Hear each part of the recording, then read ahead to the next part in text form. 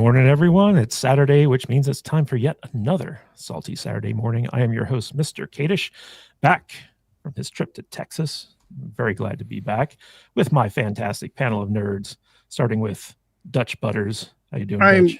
I'm so happy you're back. No, not really at all. We had a great time last week without you, and I hope you had go on another vacation very soon, because it's way more fun around here without you cracking your whip. I could just retire. I could just retire, and Midnight's Edge could just just let Tom do it. You know, we get beardless Andre or actual Andre. Midnight's Edge After Dark Part 2. Yeah. Salty Edge. Yeah, it was fun. Yeah, it was a good time. But I'm glad. I hope you had a good trip, Matt. Yep. I haven't had a chance to talk to you a whole lot this week. And hi, everybody. What's going on? And he's here. He's queer. He's fully dressed for a change. It's Brian from the Popcast. How you doing, Brian? For now. For now, yeah. We never know what's going to happen later in the stream. He only was naked for me and Tom when he showed up and got backstage, and we were like, "Yo, put the clothes on, man. What are you doing?" I was running out of time. You know, I popped out of the shower right in here. Scarred Tom for life. I'm doing okay. How you guys all doing, man? Good to see y'all. We're doing good. And speaking of doing good, we got the Lord of the Shells, the King of the Pineapple Pizza, Odin from OMB Reviews, whose son is currently not pooping, so he's here. You never know. Man, pooping is an important thing. It is. Pooping is important. Yeah, I'm back this week. I had to miss last week because my son's birthday party was last Saturday, and then his actual birthday this past Monday. So he just turned 5. So he's a big boy. I'm happy to be here though, especially after the Simp Fest for Superman that was last week. Ready to set the record straight on a couple things. Yeah, I was counting on you to be there to talk about the box office stuff. I know. You let me down. You weren't there, bro. I was on the freeway. I had you guys called up on my phone so I could watch, and I was like, oh man, Odin. Oh man, I was like, I have to miss this, but it was for a good reason, because yeah. And I want to give a big shout out to the man, the myth, the legend, Tom Carnes Jr. Thank you so much for your hosting duties last week. I always know I can count on you, but also it was a real treat to get to see Andre in person on the live stream. I wish I was here for that. I've known Andre for years, and even on personal calls, he would never show his face. Yeah, he wouldn't. So it was crazy to get to actually see the real Andre. He's extremely vain. You guys have to understand. I'm not even kidding. He's so worried about his looks. He's like, I need to lose several pounds before I go on camera. Dude, you are a fucking Viking god. Embrace yourself. The rest of us are like, we need to gain several pounds. I always like a fucking thumb on a marshmallow. I always tell the nipple heads.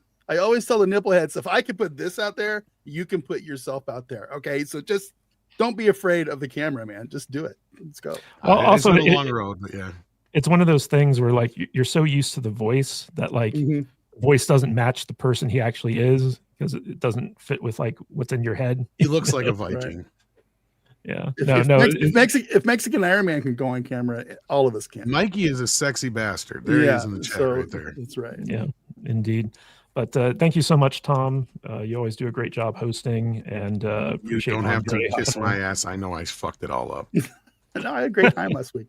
It was fun. The only time you fucked up was because Odin wasn't on to refute some of your claims. That was the only thing. That's his fault. That was my fault. that is his fault. Yeah. All right, guys. I think I made some good points with F1. So yeah. Yes, indeed. All right, so leaderboard, same as always. Scotty Dub's at the top. Made You Say Butts is in second place. Mexican Iron Man is our most consistent donator.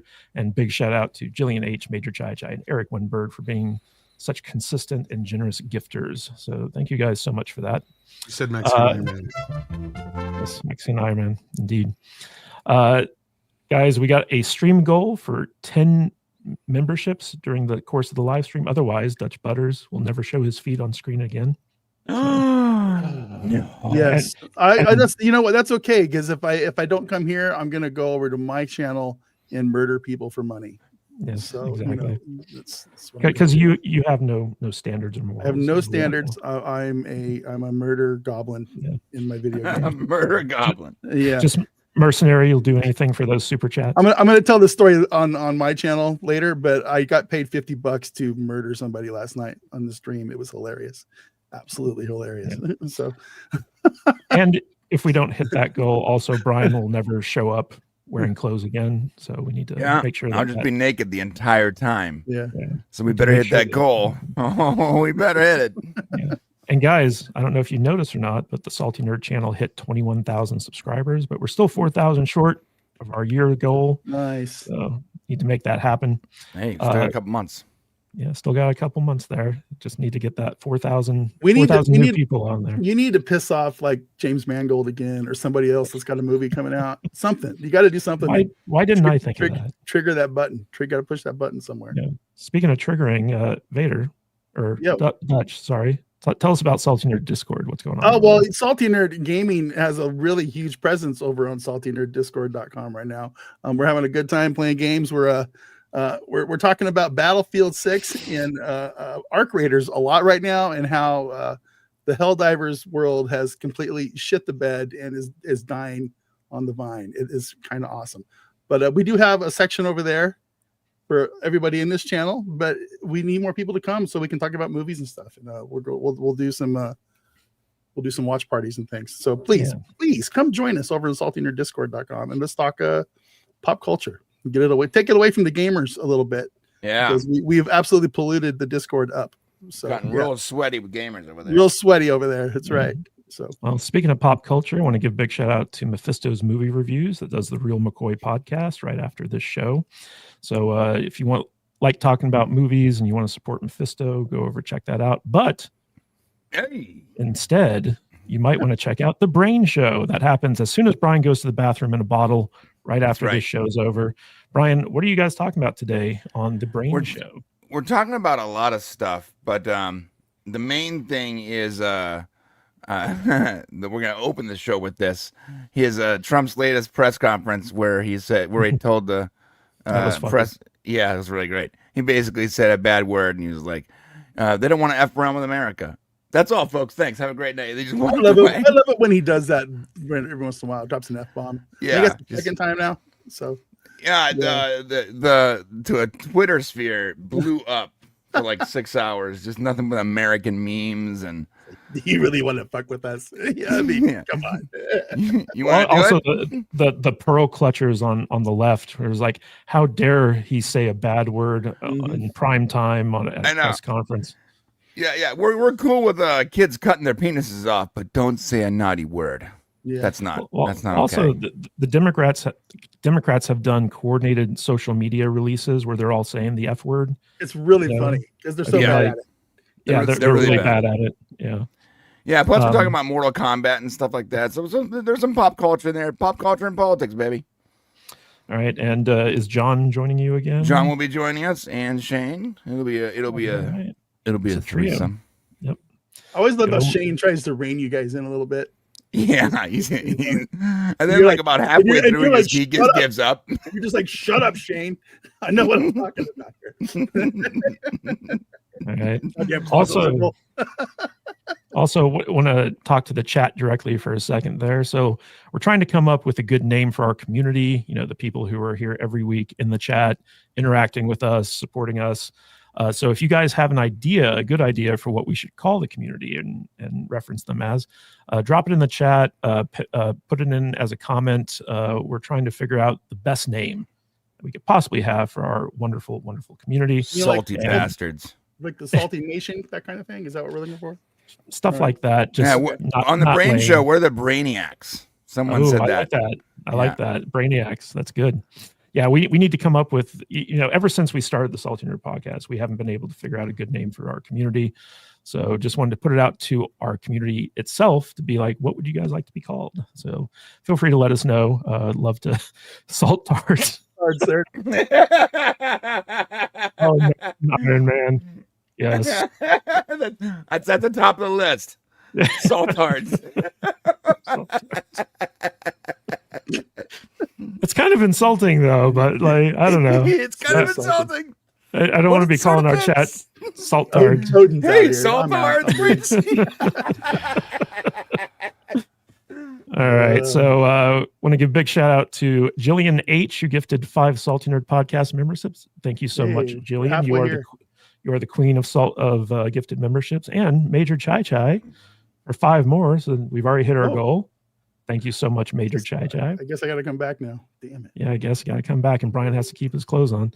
And Eric Winberg for 1 Salty Nerd Podcast membership. We have the trifecta, our top Nice. top gifted. So basically, gifted threatening bunch of them with stuff. my naked body is what gets them to give. I think we need to up it to 20 new subs next week. Ooh, maybe if we never want to hit that goal again. Sure. I could Penny. sleep in on the Saturday for once. It'd be nice. Ooh, saltines. I like that. Yeah. Yeah. But not the crackers. It's salt TEE. Yeah. Underage. Yeah. Danny's mom Penny for $5. Congratulations on the 21K Nice. celebration. Thanks, Thank you Penny. so much, Penny. Fluffy Panda for $2. Only one word should be censored and banned. Brian. Oh, here we go. Yeah. Fluffy Panda's back. Hey, Why does- Fluffy. Why does Fluffy hate you so much? I don't know. It started like 2 years ago. It never ended. I said something bad like 2 years ago, and he just hasn't letting it go. Okay. All right. And of course, Mexican Iron Man for $9.99. Tom, you want to play the Mexican Iron Man sound effect? Ba-na-na-na-na-na. There we go. I am out biking while listening, staying in shape for certain societal collapse. Happy No King's Day. P.S. On second watch, Gun's Superman still sucks ass. Oh Ah, my God. Damn right. You watched it a second time? Why? For the love of just to God. confirm how bad it is. I liked it better the second time, but that's just me. Yeah, I liked it the third time too. Dude, on Facebook, I have a friend of I've mine seen who like keeps, 4 times. who keeps posting hashtag No King's Day. Hashtag No King's Day. And I finally commented, I'm like, yeah, there's no kings. You guys win. Yeah, you're right. Good job. You're right, guys. I'm It's not the sure what you're easiest protesting solution here. ever to any protest. Yeah, we agree. No kings. Good job. That's it. I saw on X that somebody said today Trump should just walk around wearing a crown just He to would. troll them. Yeah. He would. He would. Go be on the great. golf course. On the golf course. I don't know. I don't like kings. Some people say it. Say I am. I don't say it, but some people say it. Some people say it. Yeah, If they I was a kings suck. king, yeah, If you want to get rid of the kings, I'm okay with that. King if I Trump was a has king, nice I ring would to king. it. be the best king America's ever had. Some people call me an emperor. So I don't know. But Imagine a picture of Trump on the golf course with the golf club wearing a king a giant gold crown. on Giant gold on crown. the fucking front cover of like the New York Times on No Kings. No, That would be hilarious. you know how he worked at McDonald's for a day? He should go to Burger King. Oh, Just get like those do a paper day ones. over there. Yeah, get one of the paper hats. Yeah. That'd be good. Paper having the 47 on it. Yeah, exactly. All right, guys. Well, speaking of Trump and the amazing deals that he's been making around the world, we have a new deal that we want to celebrate today, which is Geeks and Gamers came out yesterday and made some huge announcements about some new partnerships. Basically, they said that they are partnering up with That Park Place, which is a website run by our good friends WDW Pro and Jonas Campbell, and apparently they've been sitting on this information for a while now, and so they finally got to come out and announce it. And also, our good friend Blaine over at Criticalist finally gets to announce that he is also partnering up with Geeks and Gamers to be their official movie review app / website to compete with Rotten Tomatoes. And just want to read some stuff about this real quick. So it says, today we're leveling up. Criticalists and Geeks and Gamers are officially collaborating to amplify real fan voices as partners, and Criticalists, Geeks and Gamers bring their dedicated community to the table, blending our fan-first reviews with their unfiltered takes on movies, games, and culture, because Criticalists is a free speech platform. They don't censor anyone. We can make referencing Rotten Tomatoes scores seem like an outdated metric from a bygone era. Together, we can empower the everyday geek to own the narrative. And Jeremy made like an official announcement yesterday, which you can read right here. Links in the description. And as far as That Park Place goes, basically, now that they're associated with Geeks and Gamers, they're going to be branching out from just covering Disney parks, and they're going to be talking about a lot more kind of like wide-ranging entertainment topics. And also in terms of like what's not changing, so like they're not it's not like an official merger. It's just a partnership. And so like that Park Place, it's still going to be owned and operated by WDW Pro and all that good stuff. And Alex Garzo is staying put as editor-in-chief. But they did update the website, I believe. But want to give a big shout out to Valiant Renegade, who kind of like, he played the Trump in this scenario where he brought everyone together and kind of like got them to commit and do this stuff. But you know, we here at the Salty Nerd have known about kind of like the inner workings of this for like the past couple of years, because you know, we were there when Blaine first started kind of courting Geeks and Gamers to get that stuff on, and we've been supporting them. And also WDW Pro has just been killing it with his channel, and so it's great to see those guys merge together. But Odin, you were kind of like in the middle of this as well. You want to give us your take on this big news? Yeah, I'm especially excited for the Criticless collaboration, because they, you know, Geeks and Gamers and Criticless have been working together for, I think, the better part of a year now. And that all really started with you guys, because I only ever found out about Criticless because of the partnership that y'all had, right, where he was sponsoring the show, and he had just launched it to the public to use. And I remember I was on the Discord, y'all's Discord one day, and then saw the link shared and thought, let me get this a look-see. And I loved it. I fell in love with the really cool retro vibes. And ever since then, I've been using it. I even got my wife to use it, and she's like not a part of this space at all. Not a big movie review person in general. She likes shows more than anything else. But even she likes putting her reviews up there, because she finds just the whole process of putting the reviews together actually fun, because Blaine has made it that way. So it's been really cool, like, to have been the guy that introduced Blaine to Jeremy, and, you know, kind of got that started back in Orlando MegaCon like a couple years ago. And that's when that ball started rolling. And so to see it kind of come to this, you know, this peak, this apex, as it were, is a really cool thing. So obviously very, very happy for Blaine, and really excited to see a lot of the integrations to the website. We'll have some, you know, reviews being able to, I think the plan is to have like reviews populate on the site and things like that. And it should be really, really cool. And this is just phase one. You know, Jeremy keeps a lot of things close to the chest when it comes to overall plans. A lot of this stuff was also a bit of surprise to me as well, because that's just how things go with the crew. But I'm so excited, and the success of the launch was awesome. Criticless crashed, so it was awesome to see that kind of traffic. A bunch of new people followed me too, so clearly a lot of people got driven out there. And the new website actually works well, and also did not crash, surprisingly. It just was a little delayed launching, only because we thought that we were waiting on, the people behind the scenes thought that Jeremy was going to give the go signal, and it wasn't just the countdown itself. So other than that little miscommunication, things have been going really well. So very excited to see where things go from here. Yeah. And, you know, Odin, you write for geeksandgamers.com. You have like a regular column there. And, you know, they've updated their website. And I believe Jonas J. Campbell is now like one of like the main editors or contributors of that website, or like, you know, webmaster, whatever you want to call it. So he's pulling double duty on Geeks and Gamers and that Park Place. And one thing I have to say about Jonas and Dubs and all those guys over there is that they are doing the work that most entertainment journalists should be doing. And I think that with these mergers going on, or partnerships, I guess you should say, we're actually going to be getting like real actual entertainment news and honest takes on like reviews and stuff like that, as opposed to all like the corporate shilling that goes on in the quote unquote mainstream entertainment news media. So I feel like this is a good first step, and I'm looking forward to seeing where this goes. Anyone else on the panel want to chime in on this real quick before we move on? Congratulations, guys. That's all I got to really say. Yeah, it's really cool. Watching Blaine grow Criticless has been awesome. I need to use it more, but that would require me actually going to the movies and watching something new to, you know, to review. I've always liked Criticless. It's really super easy. You can do a review in 5 minutes or less, and still have fun. Low effort shit missile. Yeah. Yep, that's it. Yeah, low effort shit missile. But yeah, it's awesome.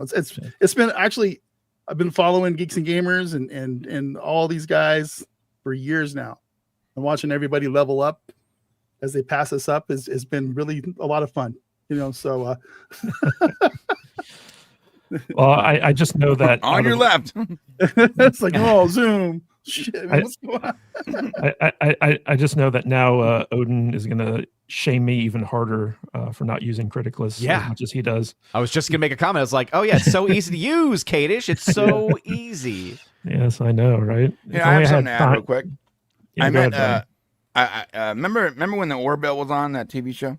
Brian. We got invited to this thing called the Orville Experience at Comic-Con, and we got to go and meet with Tom and Seth MacFarlane, Tom Constantino, and also Nerdrotic Gary was there, and we knew Gary for a while from there, and so we got to hang out with Gary. So we're sitting there with Gary, waiting for Seth MacFarlane to get done some press nonsense so we could talk to him.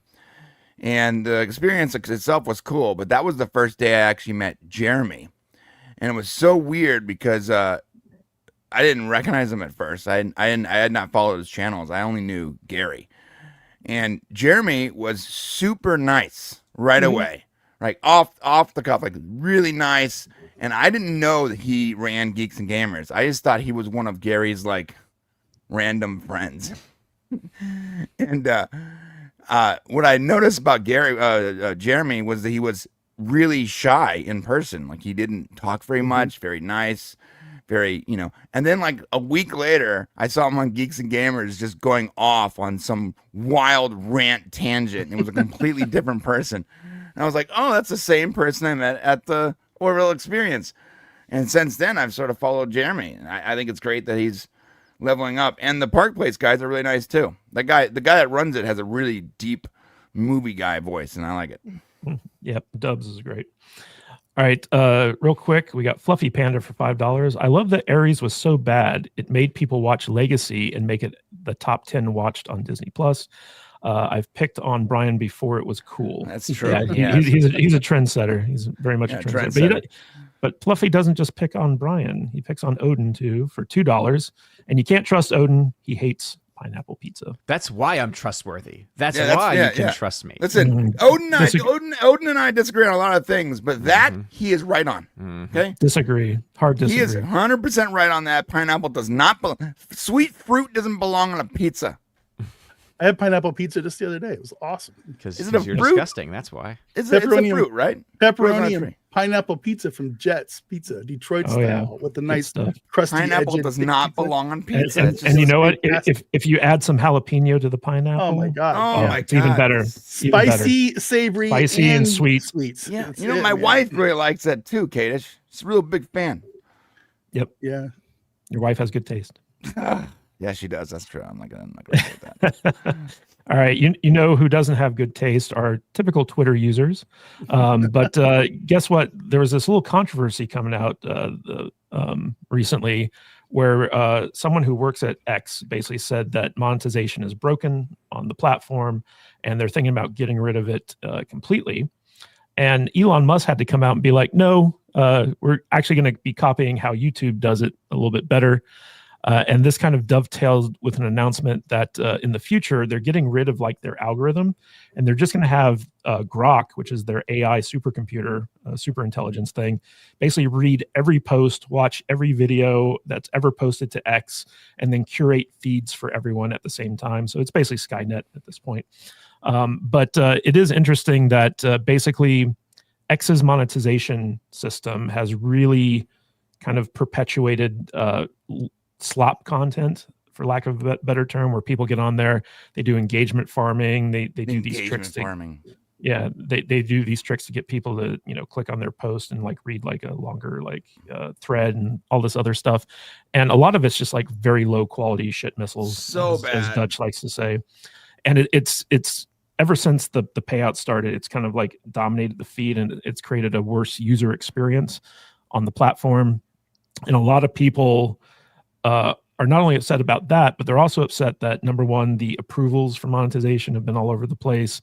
People aren't getting paid out what they say they're being owed, and there's all this other kind of like complicated stuff. But basically, Elon came out and said, like, don't worry, YouTube, we're going to be copying YouTube's monetization system. It's going to improve, and we're going to have proper incentives to do stuff that actually like generates quality content. Now, we are all X users here on this show. Yeah, I was going to say that would be great if I could get monetized, but I can't ever get nobody to follow me. So, if I this isn't my fight. I'm not monetized. I don't know what's going on, but the metrics are way too high, bro. I need people to follow me on Twitter at Dutch Butters so I can like have a voice in this fight. But yeah, the problem is the metrics are too high, bro. The metrics are way too high to get monetized. Like I would love to put up a podcast. I feel like I'm shadow banned half the time on there because I get no interaction on Twitter these days. It's wild. So I don't get interaction when I disagree with someone that's really popular. That's I got better interaction pre-Elon on Twitter than I do now. It's goofy to me. So it should be the opposite.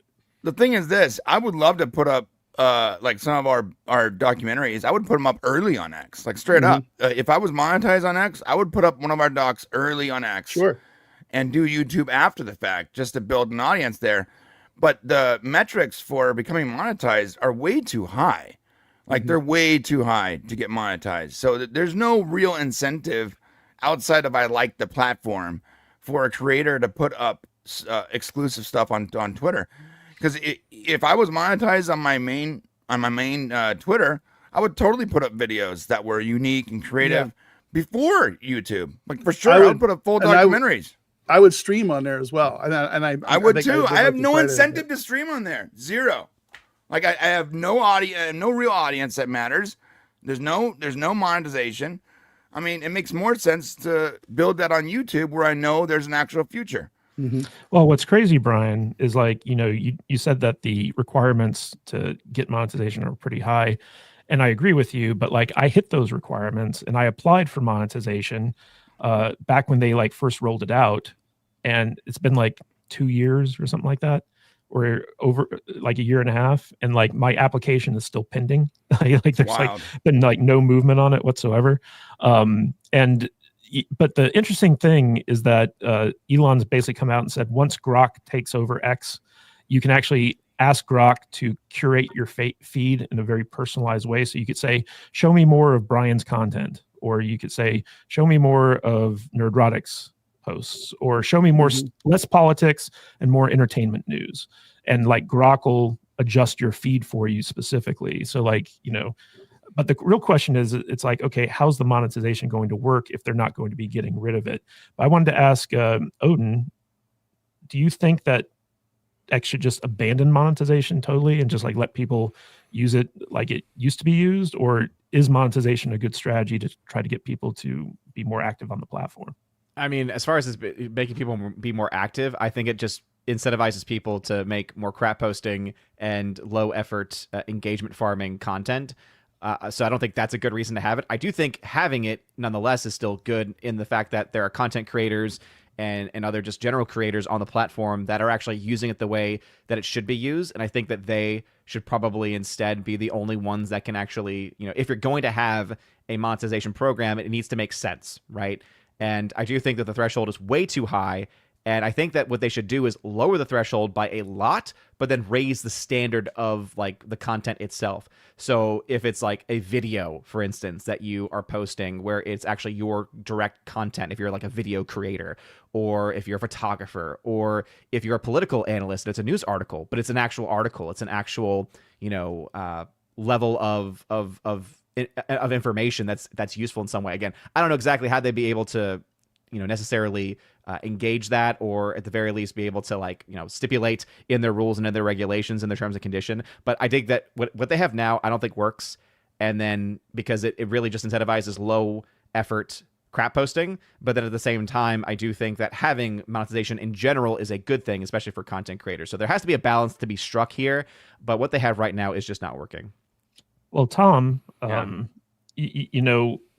when Elon compares this to YouTube is entirely ad-based, right? Like that's how, in fact, Moist Critical came out and said he made like $36 million over the course of his YouTube career just based off of ads alone. Well, but hold up, Matt. He also compared that to his supers and bits, and it was like a 95% comparison. So he's made way more money on ads than anything else. Yeah, and X famously got rid of ads back when the ad boycott tried to destroy the platform, and they moved to a subscription-based model. So like the question becomes like, if Elon wants to fix the monetization program, make it more like YouTube, how does he do that if he's not running ads on people's stuff?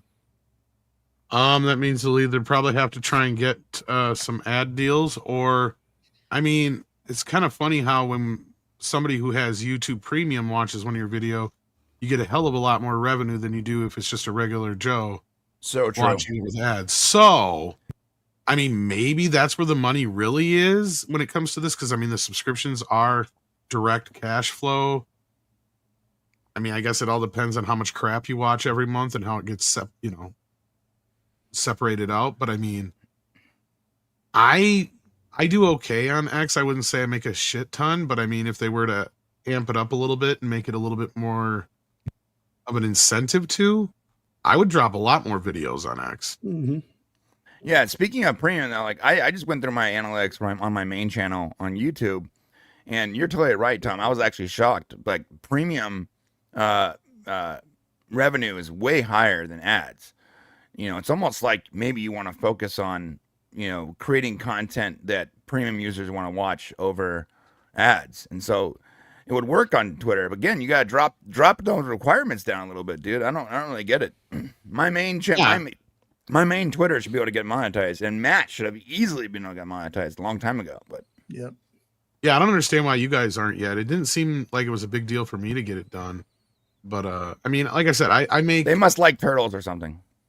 they do like turtles, and I mean, I like turtles. I like turtles. But I mean, I think it's a lot of it just has to do with, I mean, how much interaction you have, how much tweeting you actually do.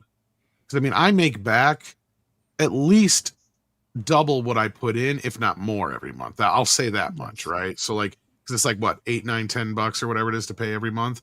I usually make at least twice that or more. So, I mean, for me at my level, it's possibly doable, but again, it's kind of like YouTube in that respect. I mean, I guess if you're not going to be able to pull in enough of an audience, I don't know if you'll be able to make a living off it, but you might be able to make a hobby out of it or make a few bucks off it. But I think X added on with YouTube will really help a lot of us. Yeah. Mm-hmm.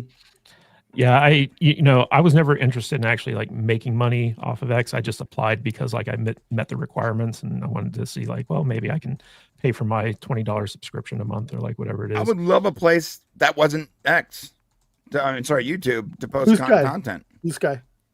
No, Yeah, I'm Blue talking Sky. about like my videos. I'd love a place Rumble. that actually. Rumble. No, Rumble is not a place to make money. Okay. But like I make 2-hour documentaries. I'd be love to be able to put my content on somewhere that can actually, make money. Brian, we're going to be talking about I'm that helping you segue a into little that. bit. Yeah, but I'm not quite there yet. So Okay. hold your horses. So in Nice addition to pitch, but you whiffed. in addition to this stuff, guys, and I'd like to hear Brian and Odin's take on this as well.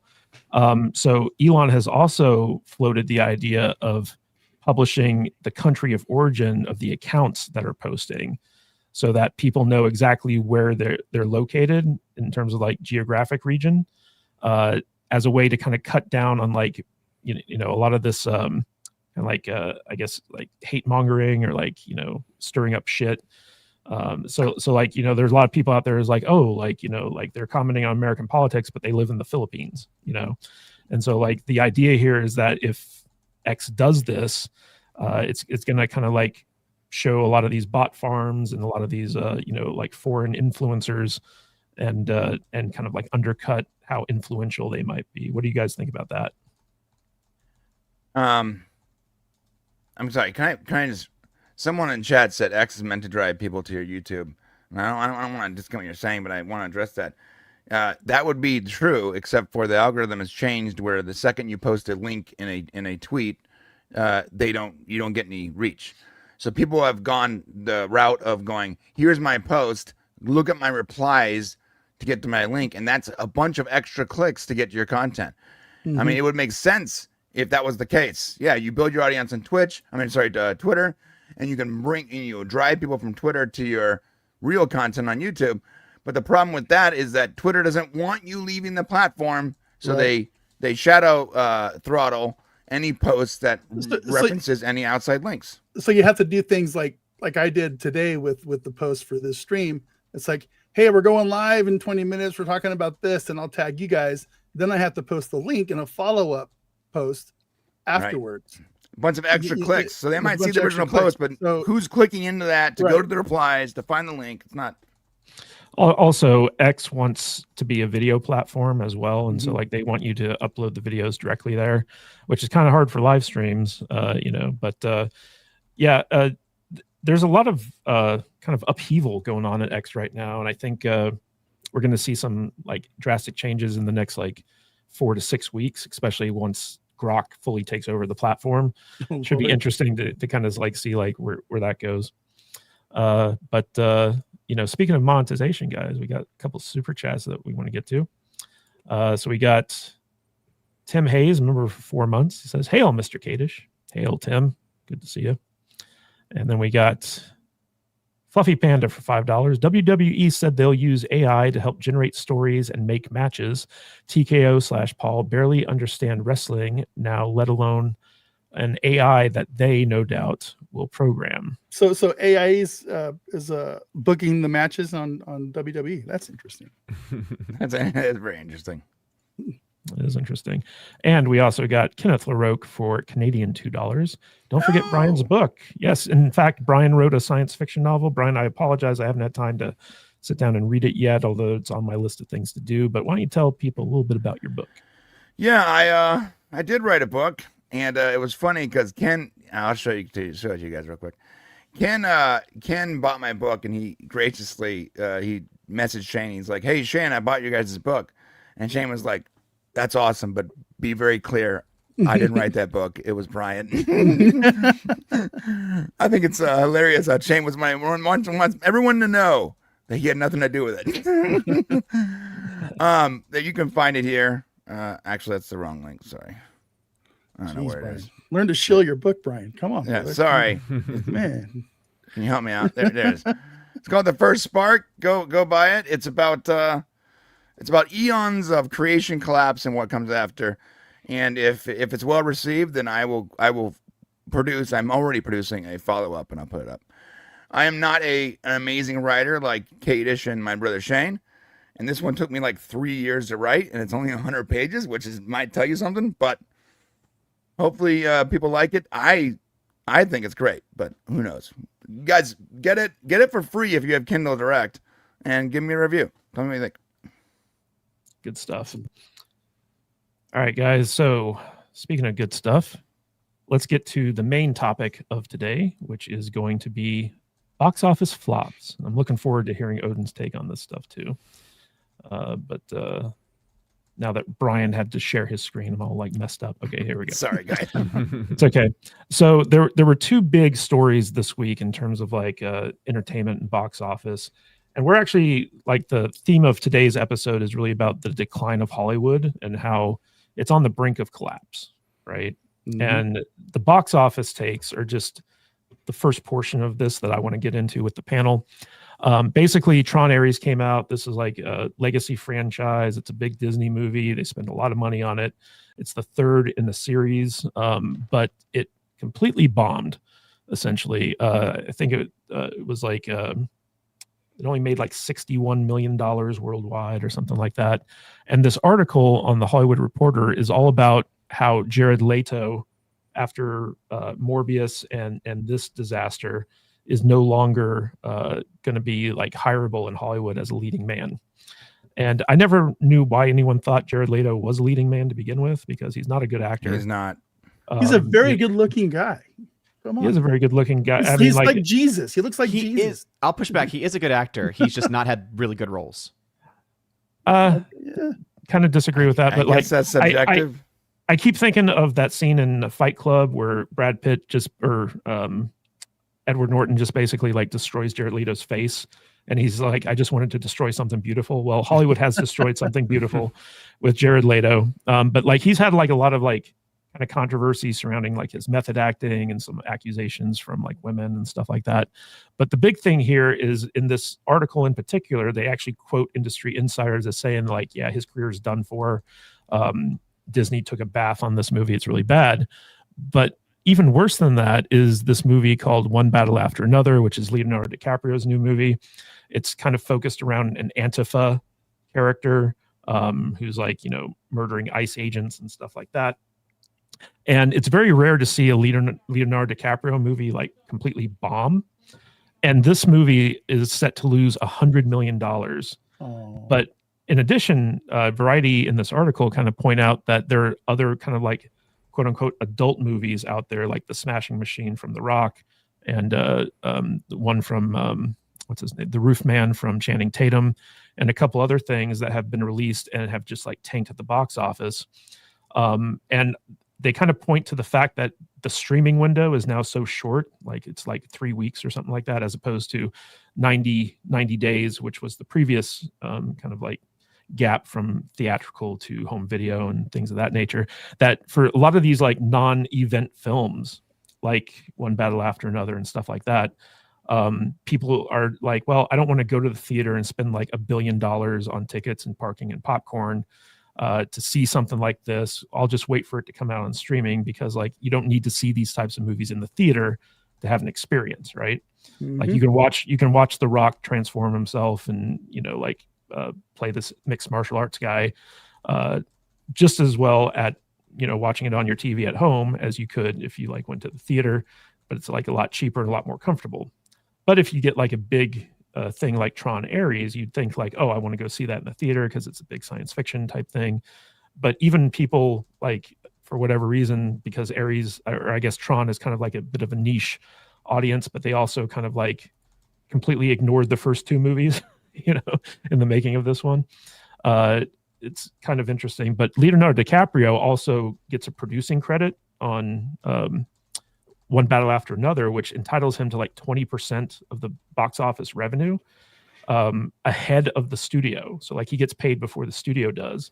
And then the studios only get like, you know, like I think in the first weekend, it's like 80% of the box office. And then it goes down to like a 50-50 split over time. So right now, Hollywood is in a really bad position going into like the winter months. They don't have anything really big on the platform other than maybe like Avatar, but like it's debatable whether Avatar is like, you know, like even an event film in and of itself. And they've just been losing money hand over fist on their movies because, and One Battle After Another, that's a Warner Brothers film.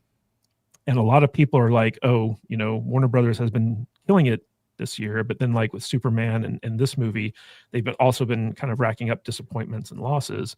So the victories kind of balance out with like the failures in a weird way. And A24, which was the studio that put out The Smashing Machine, like they kind of focus on like the mid-budget movies that Hollywood's kind of abandoned. But that means that like when you have a huge flop like The Smashing Machine, it affects them a lot. It hits them a lot harder than a big studio like Warner Brothers. So I want to open this up to the panel and be like, why is Hollywood just putting out bomb after bomb? And I want to start with our king of the box office, Odin. So Odin, give us your expert analysis on this stuff. I'll actually push this to Tom first because he says he can't stay much longer. So I figure he can give his take before he heads out. Okay. Yeah, Tom's got multiple girlfriends at his house that he has to pay attention to. So Tom, why don't you shoot that crap up? I'm going to get in trouble. Damn it. All right. No, look, I mean, at the end of the day, they got to figure this crap out. I mean, Netflix is making a deal with AMC that's really going to change things going forward. As far as like Jared Leto and this whole like thing with the Leonardo DiCaprio movie, like that's actually one of the few bad moves that Mike DeLuca and Pam Abdi have made over the last year. Because I can't blame them for Joker. Any other producer in Hollywood would have made that exact same deal and would have turned out the exact same way. You can't blame them per se for that, because any producer at any studio would have said, yes, give Todd Phillips and Joaquin Phoenix whatever they want. We just want Joker 2. On the other hand, though, this Leonardo DiCaprio thing, I'm sitting here going, why is he getting all this deal when Leonardo DiCaprio hasn't had a hit since Once Upon a Time in Hollywood? And that's more because of Tarantino. And outside of that, I'm sitting here just going back in my brain trying to remember the last time Leonardo DiCaprio actually had a movie that was a hit at the box office. And he hasn't. So I'm sitting here, and if I was Dave Zasloff right now, I'd be like, look, guys, what the fuck was this making this deal with Leo? He hasn't had a hit in years. And you gave him all our money now. This movie's going to cost us a fortune. All the hits they had this year, including what money they possibly could have made off of Superman, are gone now probably because of this stupid fucking deal. This movie's going to cost them a bunch, right? Like, I don't know what they were thinking with it. And as far as Jared Leto and Tron go, it's a dead franchise with a dead actor who never was a fucking movie star to begin with. Jared Leto is a weirdo in movies like Requiem for a Dream and Dallas Buyers Club. He's fine and crap like that. He has not done one big budget movie yet that has made any money whatsoever. None. He was in Blade Runner 2, flop. He was in Morbius, flop. He's in this now, flop. He's going to be in Masters of the Universe, and that's probably going to flop. Like, we're at this point where this guy is not a movie star. Quit putting him in movies. He's just like The Rock. He's worse than The Rock, because at least The Rock is a recognizable person, recognizable name. Problem with Jared Leto, he's such a freak, just like with the Suicide Squad, another failure. He gets himself to the point where he's unworkable. Like, people don't want to work with him. I've heard about the stuff he did on Suicide Squad actually did happen. He can deny it all he wants, but it did happen. And then you have his last deal where he got accused of all the stuff with the younger girls and stuff. And Disney's just sitting here going like, we made this deal with this guy. What are we going to do with him now? You know, like that's Hollywood where they're at. They need to innovate. They need to figure some stuff out.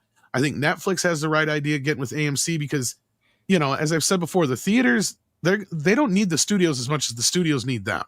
They'll figure things out. They've got Taylor Swift. They've got other things that they can put in there that are compete or make more money than what the studios are making.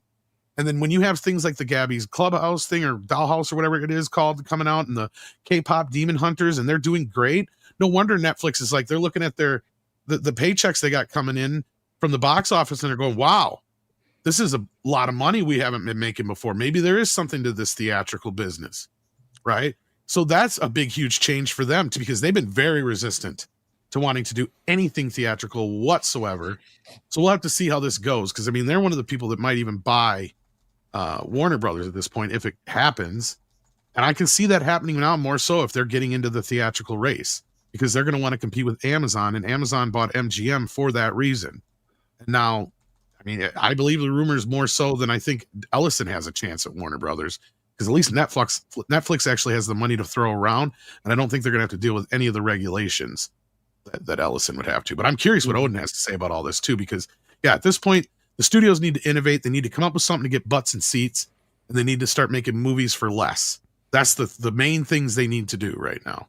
And they need to start making movies for properties that didn't start out when I was 12 years old.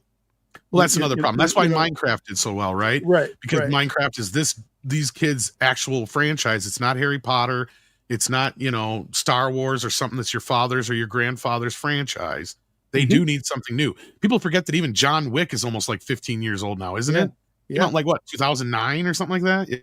It's crazy. Well, Tom, before we get to Odin real quick, I do want to point out that in the Hollywood Reporter article, they talk about how the initial drafts of the third Tron movie were like kind of a continuation of Tron Legacy and stuff like that. And then once Jared Leto got involved as a producer, he basically took Ares and made him the main character and like basically changed the entire story.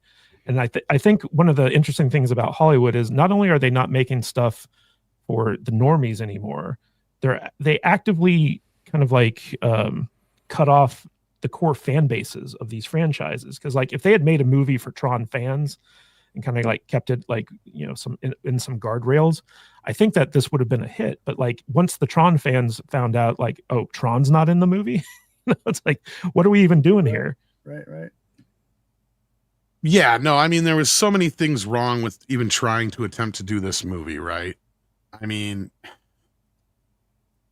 yes, it could have been done in a way, because I remember talking about it and hearing about the fact that there was two different scripts.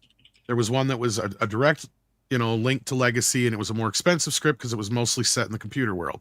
Then there was another script that was going around that was the not so expensive script that took place in mostly the real world, where a girl was the key to everything. Well, that's clearly the one that Leto gravitated towards. Now, Leto's been a part of this project since 2020. And I think the original version fell apart when Daft Punk broke up.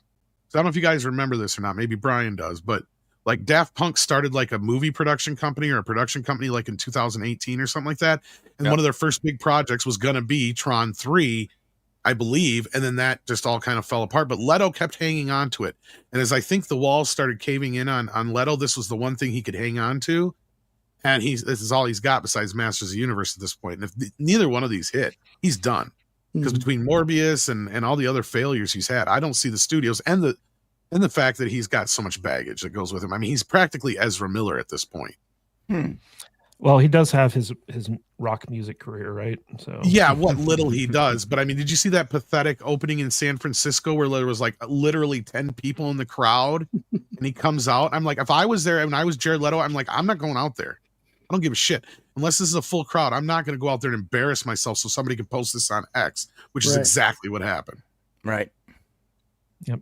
All right. Odin, give us your expert take on this. Yeah. So I was just pulled up the chart and looking at some of the numbers, and what's interesting is that the number of films that actually made a lot of money at the box office as far as like net profits are concerned is so small. I mean, and it's been this way now, especially for the last few years, where even the mid to low budget films, a lot of them just would not break even theatrically, right? Not during their theatrical release. I think they've said that the theatrical box office hasn't gotten to 2019 levels yet. Like, it hasn't even recovered to that level. At and there was a lot of expectation this year, especially because, I know that there are a lot of fans of Superman here, but people thought it was going to do a lot better. Like a lot of people who made some projections initially thought that there was going to be a lot of a much higher ceiling for a movie like that. There's still some who think that there could be some recovery at total box office for films like obviously Avatar and then Zootopia 2. I think that both films, one, Avatar is minimum making $1 billion because it's just unfortunately something that people go to watch. It just drives me crazy that they do, but it's still a fact. I have to, admit that reality. And then I do think Zootopia 2 might actually end up being kind of the sleeper hit that people maybe not realizing, because that film, I think, has the potential that a Inside Out 2 had, where the first films were pretty successful. The first films did pretty well, were pretty well received by a lot of people, and I think end up doing even better with like kind of the follow through and the follow up. We'll have to wait and see. Of course, it's still a little early on that, but I think that we could see that. But again, when it comes to actual hits, the biggest hit of the year, or some of the biggest hits we have, are of course Minecraft, which made over $2 million in net profit, $270 net profit for Lilo and Stitch live action. Jurassic World Rebirth made about $117 in net profit. Conjuring Last Rites made $134 million in net profit, and then not as high, but still probably the next highest after that would be Weapons, which made around $72 million in net profit. Every other film that came out this year either had very small net gains or was a flop. Like theatrically did not make any money back. Of course, Tron Ares, one of the biggest so far this year, with $233 million currently still in financial losses because it's only made $73 million worldwide. And then, of course, One Battle After Another, $161 million it's lost currently based off of the budget and obviously, of course, the marketing cost as well, right? So this has just been a really bad year for movies, and some of the bigger tentpole films that were expected to do better just did not do better at all. In fact, many of them lost money. Many of them lost a lot of money. And when you combine all these things together, as of right now, according to just the metrics and the charting that I have, the market totally, in comparison to total cost, so taking the reported budgets, including your typical marketing spend, and then saying, all right, let's look at the overall profits made, we're at negative $1.3 billion for all films in 2025 as far as net losses are concerned. So it's been a terrible year for movies. Who's the biggest contributor to that? Disney? That's the one thing I don't have in my chart, as I don't have it by studio. I probably need to start actually doing that because it would make my life a lot easier. That would be fascinating. But Disney's really one of the bigger ones because they have at least one of the biggest hits of the year in Lilo and Stitch, right, live action, but then they also have some of the biggest losses. But I think actually on paper, if I'm looking at my chart here, some of the biggest losers this year, Snow White, of course, over $300 million worth of losses there. Captain America Brave New World, $256 million worth of losses. There's there. $500 million there. So. Yeah, and again, that's also based off of the numbers they give. We all know for Disney, they're never honest when it comes to their budgets and marketing spend. So it's probably a lot more than that. But actually, Mission Impossible, Final Reckoning, $335 million in net losses for that movie. How is that possible? Because I remember when the first part of that movie came out. Because it only made around $600 million worldwide, but it had a budget of had a budget of $400 million. Because the first movie, the first half of that was one where he's jumping off the cliff. Is that right? And they marketed the absolute crap out of that movie. You couldn't get away from it. I didn't even know the second part was in theaters, guys. Yep. I didn't even know about it. I might have gone and seen it because I liked the first half of that movie, but that's on them. I guess. Mhm. So They spent it's way wild. too much money, and it just did not get anywhere. Because again, just because a film makes close to $600 million does not make it a hit if the budget and the marketing hold that back. That's insane. Yeah, and that was a big issue with One Battle After Another, is Mhm. that it for like such a niche Paul Thomas Anderson film, it cost a shit ton of money, and you can't see that on screen, right? Because it all went to like people's salaries and things of that nature. Shock them hard. Don't use that shot. Yeah. Shock him. Shock him. I think someone has finally pooped, so I'll be back. Okay. Yeah, so we got One Battle After Another. And Tom, to your point about that, yeah, it shouldn't have had that type of budget, but I think Warner Brothers' strategy with that is more of like an Oscar bait thing. So they're willing to spend that money to try to get like the Academy acclaim and industry hype and credibility and stuff like that. Because that really does seem, because Paul Thomas Anderson, he's never been like a big box office guy, but like he'll make these like small indie films that get like a lot of critical acclaim, even though I don't think they're quite deserving of it. But Brian, I'd like to hear your take on this. Why do you think Hollywood can't make hits anymore? I mean, not all of Hollywood. Warner Brothers are doing great. Warner Brothers has done well this entire year. Odin can disagree with me. Well, how does One Battle After Another affect your stock price, though? I don't think it. I don't know, dude. It's one of the better performing studios, I will say that much. But I wouldn't say that they're killing it. Yeah, Odin didn't. There was an article that came out recently about how Superman's streaming numbers are like far lower than expected as well. Like people just aren't tuning in to watch it on streaming, other than Mexican Iron Man, who watched it twice. So yes, interestingly, if you compare it to the first 3 days of Black Adam, it loses to the first 3 days of Black Adam. Wow. Yeah. So I'm sorry. Like again, you can love the film all you want. I'm not going to take away your subjective I'm enjoyment. not of even the talking movie. about the film. I'm not sure why we started talking about it. I'm saying Here we Warner go. Brothers as a studio did very well this year. yeah, but in comparison to other studios, like for instance, A24, that it's kind of like the indie darling studio right now, and they kind of even Christopher Nolan came out and praised them because they cut their teeth on like these like mid-budget, low-budget horror movies and stuff like that. But like because I wouldn't go that far, but well, Black Adam had Henry Cavill in it, so like there's that. But when it comes to like A24, so like one flop like the Smashing Machine could almost put them out of business, and that's the thing that Lionsgate's been struggling with as well. Is like like when Lionsgate releases something, if it's not like a huge hit, it can really affect them.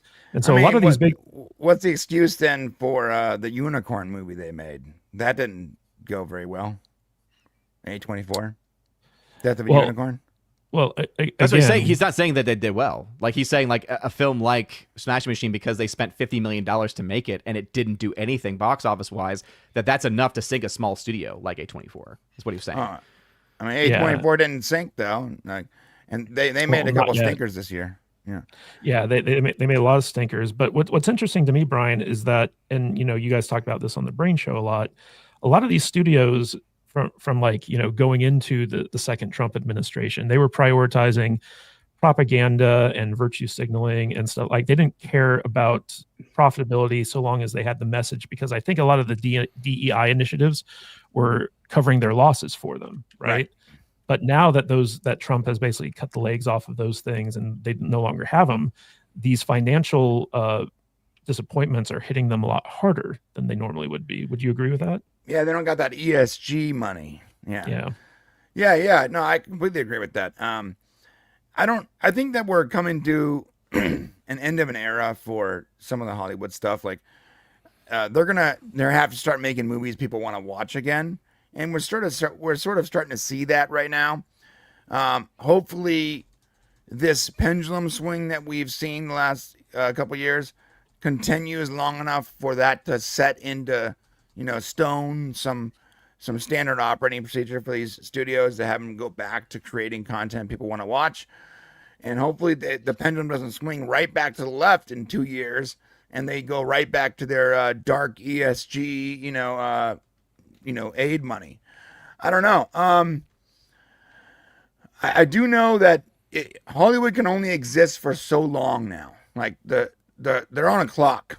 They have to start making content people want to watch that actually makes money. At USAID, thank you. If they don't start doing that very soon, they're going to get eaten up. And what is Ellison trying to buy Warner Brothers? You know, it's interesting how they're trying to buy Warner Brothers when Warner Brothers was one of the most successful studios this year. You'd think they'd be trying to suck up. I mean, some of these studios that aren't doing very well.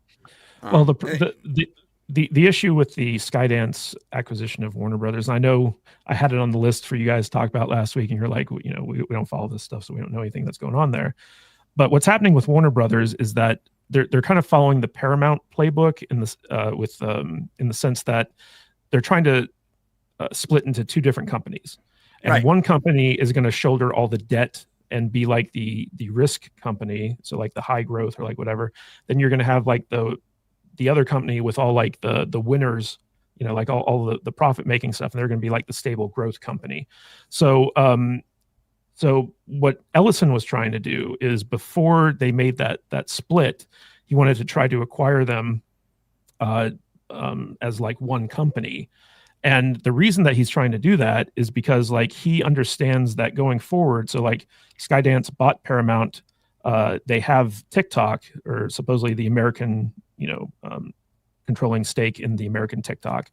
And then like if they can get all the IPs and stuff like that from Warner Brothers and along with all their like their TV properties and CNN and all that other stuff, they've basically done a merger and acquisition to create this content powerhouse that gives them a lot more leverage, not just in terms of like what they can distribute, but also in terms of like what they can like license and things of that nature. And because Ellison is backed by his daddy, who owns Cisco Systems, Big Daddy, like he's got like, you know, more money than God. But like the play was basically they wanted to get Warner's before other competitors came in, like Netflix, right? Because Netflix can wait for them to split up and then like make a play for like one of the companies or like whatever. They can make a play for the content portion, right?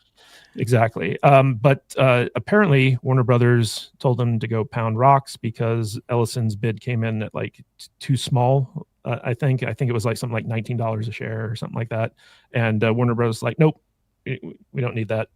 But it is interesting that they tried to buy the offer was for exactly pretty much what their stock price currently was during the offer.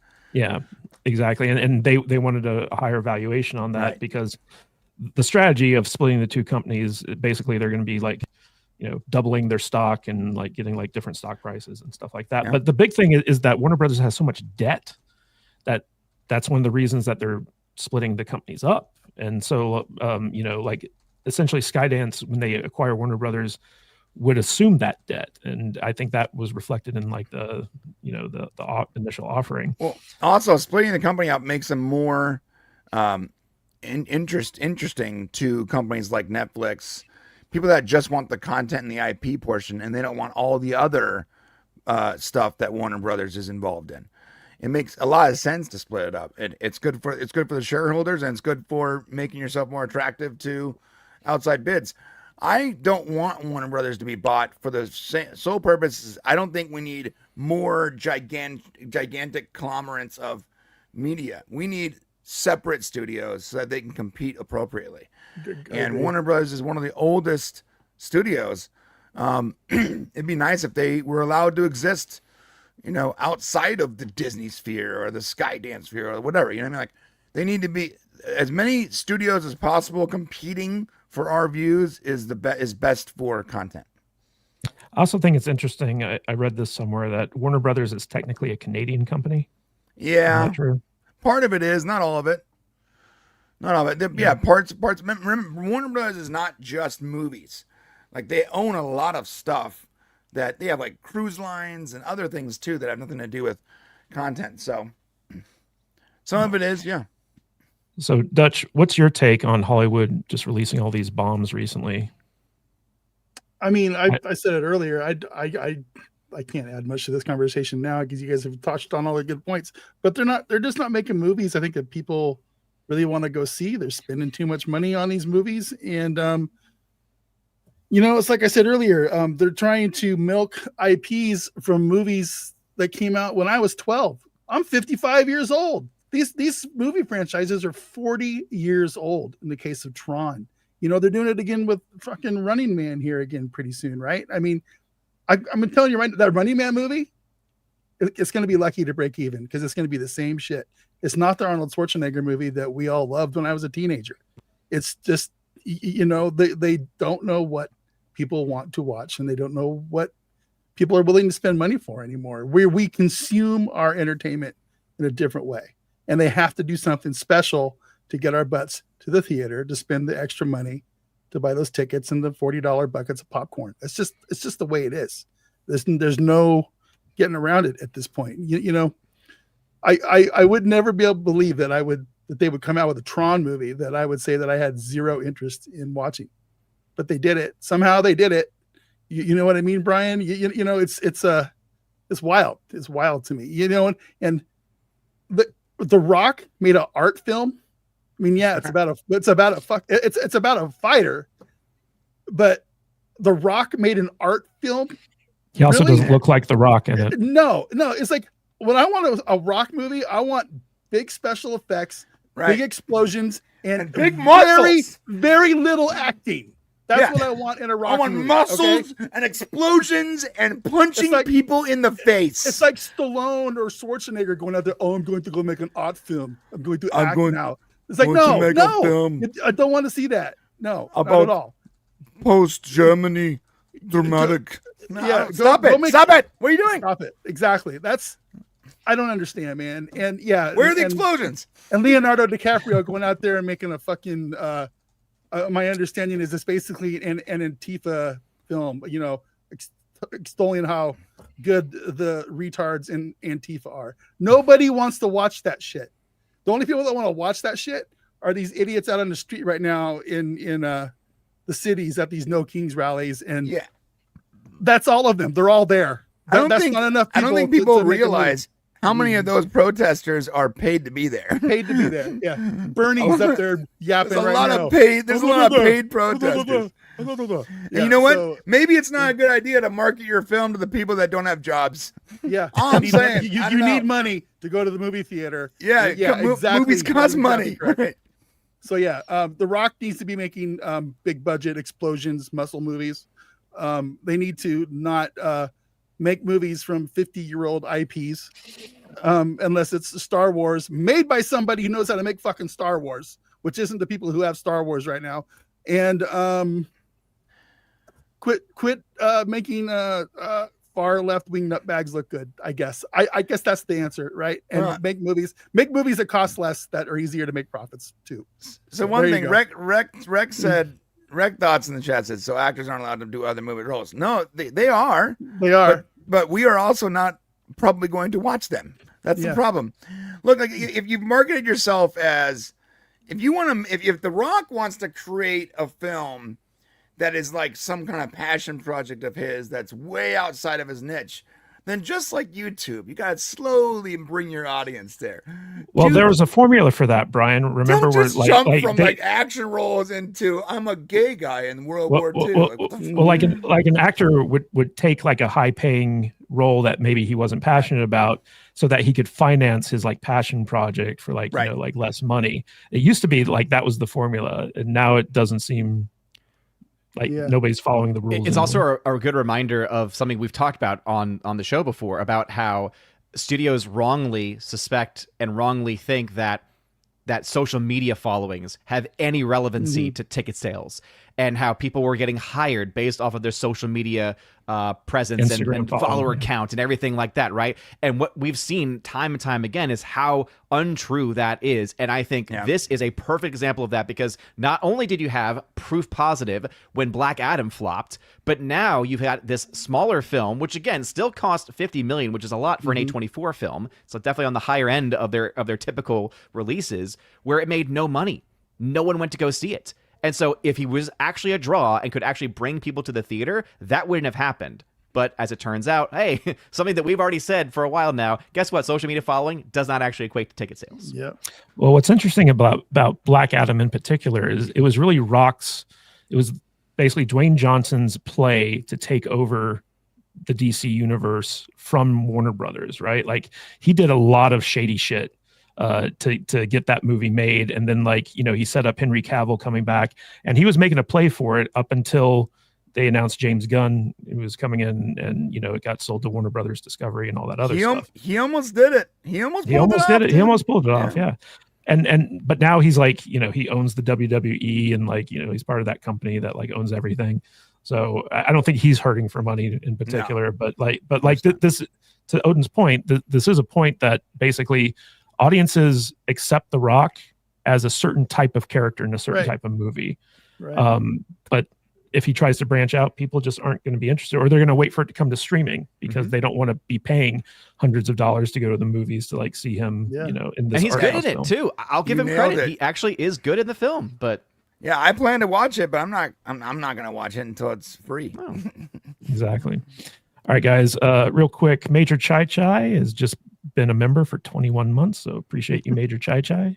Thank you so much. We got Danny's mom, Penny, for $2 again. Where can I find Earthman Jack versus the Ring of Fire? On Amazon. Nice. Just type in Earthman Jack. It should be up on there somewhere. And guys, we've got royalty in the chat. We got WDW Pro gifted 5 Salty Nerd podcast memberships. Nice. Thank you so much, Dubs. And also congratulations on your partnership with Geeks and Gamers. We talked about it at the beginning of the stream. Really rooting for you guys. You guys are killing it over there. Dubs actually messaged me and asked me to come on his show the other night, but I was like, I didn't get the message until like long after the live stream ended. So like, I apologize for that. Let me know how I can make it up to you. But guys, so before we move on from the topic, I decided to run and crunch some of those numbers, and whereas I will give credit saying that Warner Brothers is the most successful studio so far this year, it also has only made, and again, in comparison to how much they've spent, this is where it needs to be brought in, they've only made $132 million in profit theatrically this year.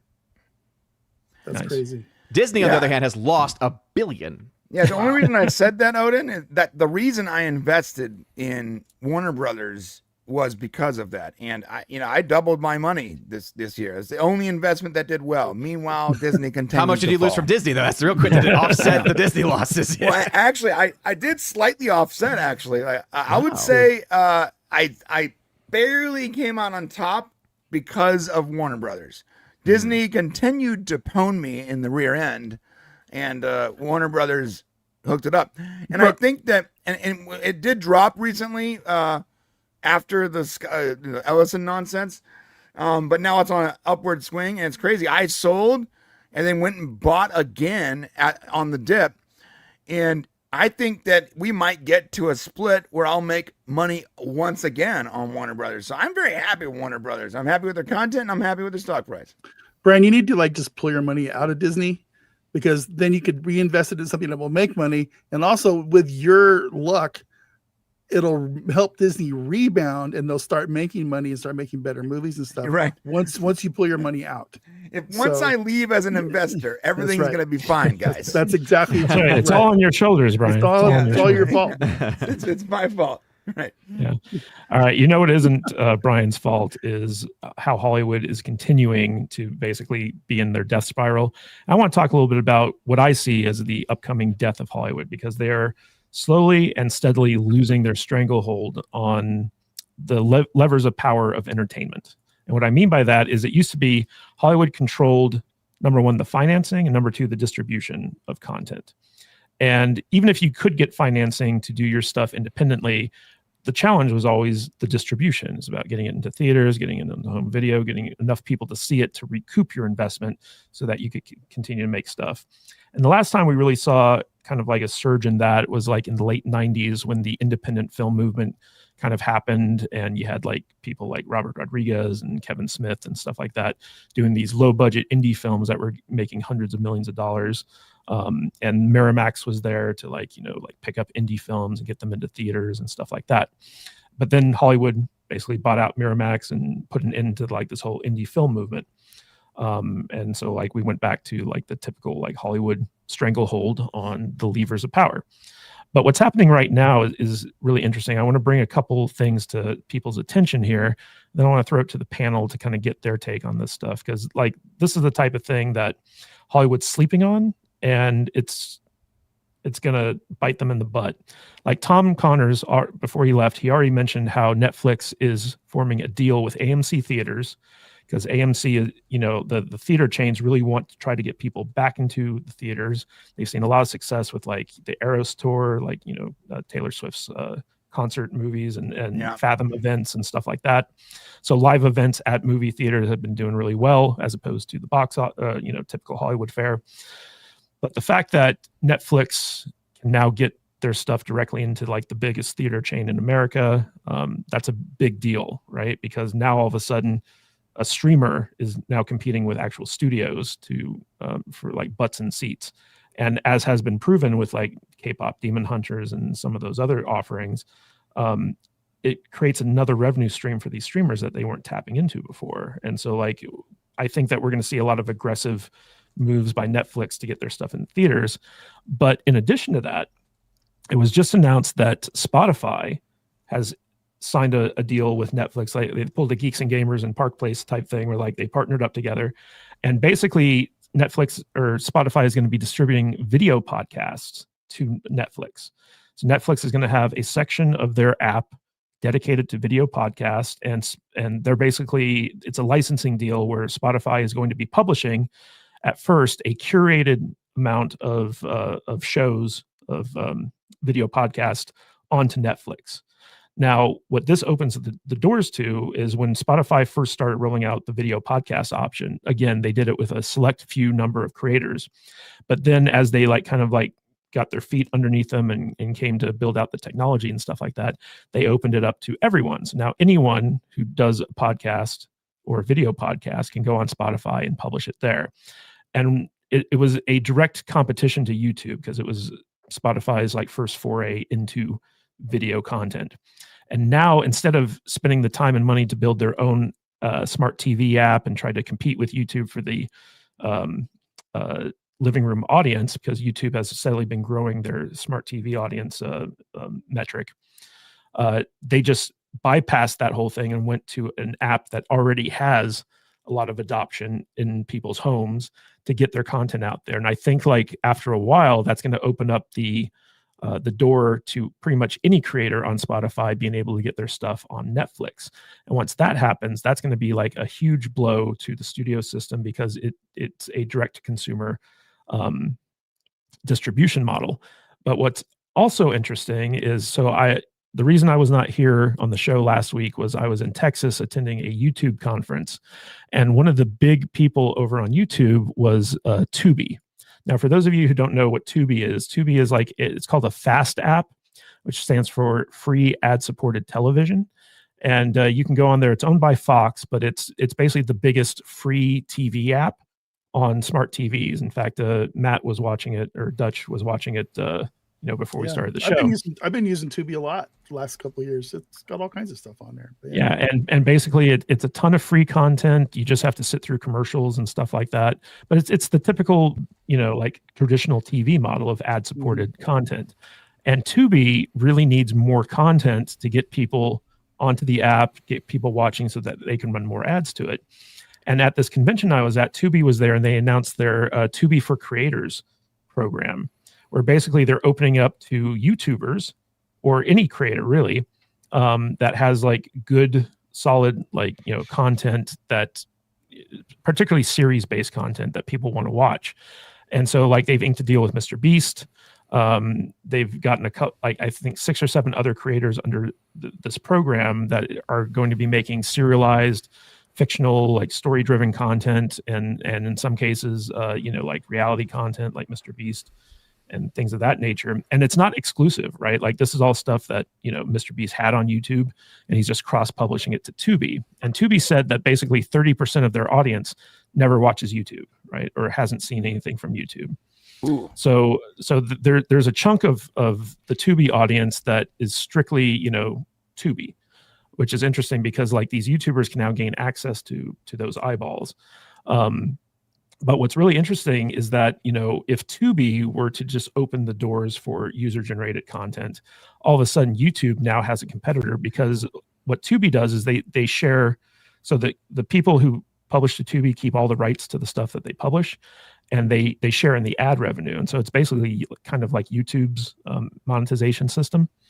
And it's really, really interesting to me that in a year where the box office losses are as big as Odin just shared with us, right? You've got these partnerships developing with the new tech side of things, especially on the streaming front, where basically it has the potential to absolutely destroy Hollywood's hold on the distribution networks, because you got streamers going directly to theaters. You've got streamers opening up their content to average users like us and stuff like that. It's not quite there yet, but I feel like this is the first stage before that happens. And once talented creators have access to wide audiences and they're not gate kept by the studio system, Hollywood all of a sudden is going to have a ton more competition for eyeballs for their content. And so they're actually going to have to compete, and they don't want to compete. And that's one of the reasons why they've gate kept for so long. So I want to throw this to the panel. I'm going to start with Brian. Brian, what do you think are the impacts that could happen if Netflix all of a sudden and Tubi and other streaming apps open the floodgates to creators? I actually, and I know you guys don't know, I'm gonna zig when you zag here. I think it's a bad idea. So the current way that you get your content onto Tubi specifically is through VOD waterfall services like Film Hub, or there's a couple of them. So you have companies out there that quality control, like they QC your content. And I know I'm doing this. I'm in the process of this right now. I literally just sent them a trailer that you guys saw, and that trailer wasn't good enough. Like, they told me, make the trailer better. And it's crazy. I looked at the trailer, I'm like, I think the trailer's great. And they're like, Did you "No." do what I tell you to do, Brian? Did you do it? I did. I added some Borg in there just for you, bro. Okay, good. The thing is, like, these companies, these like third-party companies or whatever, they're sort of like the go-betweens between Tubi and these other services like iTunes or whatever. And the way they work is they go and they look at independent filmmakers, and they look at their work and they go, this is good enough for Tubi or Netflix or whatever. And if it's good enough, then it goes to Tubi, and Tubi can put it on their platform or not. The thing is, if you open it up to creators, the quality, and I'm sorry to say, I'm a creator. I love the creator space, but the quality of content is going to greatly diminish. And currently on Tubi, there's some good stuff, but there's some real bad slop too. And even that slop, though, is still not as bad as some of the stuff that they would get once they opened up the floodgates to creators. So the third-party system, yeah, I know it's annoying for some people. They have to wait and have to get a quality control. Maybe they got to pay a couple $100s a year to have someone work as their go-between. I know it's a frustrating process, but that actually saves Tubi from all the slop that they would get if the floodgates were open to any creators. I hate the process, but I know why it exists. And the reason it exists is that content is at a quality standard for these streaming services that is unfortunately not the same standard we have on YouTube. How many times have you looked on YouTube and you're like, oh, I want to watch a video about Superman 1978. And like the first 3 results is just a picture and some guy talking, and I'm like, it's like over here, he's like this, you can't understand what he's saying, or it's AI generated. You don't want that stuff outside of YouTube. Like, let's leave that stuff on YouTube. That's fine. But Tubi, Netflix, these other VOD platforms, and this is why Amazon, by the way, Amazon shut down their service. They used to have a service where you can put up your own content on Amazon. I had an account, and it was approved and everything, and I just didn't upload in time, and because I didn't upload in time, they canceled it, and now you can't get in. Well, the reason they canceled it is because they were tired of garbage content flooding their platform. It was hurting their sales. It was hurting their platform's credibility. So these quality control companies like Third Wave, Film Hub, whatever, like, they're necessary so that VOD platforms get content that's waterfalled that is actually worth the platform's time. And if Tubi just open it up to everyone, then I think the content, bar would dramatically lower, and that would be bad for everyone. Especially, and I'm not saying that because I'm in the process of getting my documentaries onto Tubi. I'm saying it because I've been through this process where I've had to change things. I've had to add things. I couldn't just take what I made on YouTube and upload it to Tubi. I've had to create a Tubi version that is a real independent documentary, specifically with all the subscribe here and all the YouTube flair, the YouTube sort of nonsense that we all love. A real documentary with real promotional art and real trailers. You probably real don't want extras. You don't want to subscribe to my YouTube channel now in the bottom Right. third. I had to take all Tubi that video. Yeah. I had to take all that out. I had to take out all the member stuff, all the end screen. Like I had to make basically a version of my doc that was completely different. It had the same content, but a lot of the YouTube stuff was removed, or they just wouldn't allow it. And while it frustrates me, I understand why, because that's the quality. They want quality content on their platform, and they don't want some Mr. Beast YouTube nonsense. Well, Brian, I'll say this much. So, in Tubi in particular, because it is a ad-supported kind of like platform, it's basically the same thing as YouTube in terms of monetization, where the more content that they get, the easier it is for them to get ads on there and get eyeballs on those ads. And that's one of the reasons why I think YouTube has made such a big dent in they call it the living room crowd, because people are watching YouTube more and more on their TV as opposed to cable or network or like whatever the case may be. But the thing is that, YouTube does have like certain standards, right? They have the community guidelines. They have all this stuff that people need to meet. Otherwise, like, they get their account banned or they get their videos taken down. Now, Netflix has certain standards of like visual quality and stuff like that are required before, content gets uploaded to Netflix as well. So I think if Tubi were to just come out and say like, here are our standards for being, published on YouTube.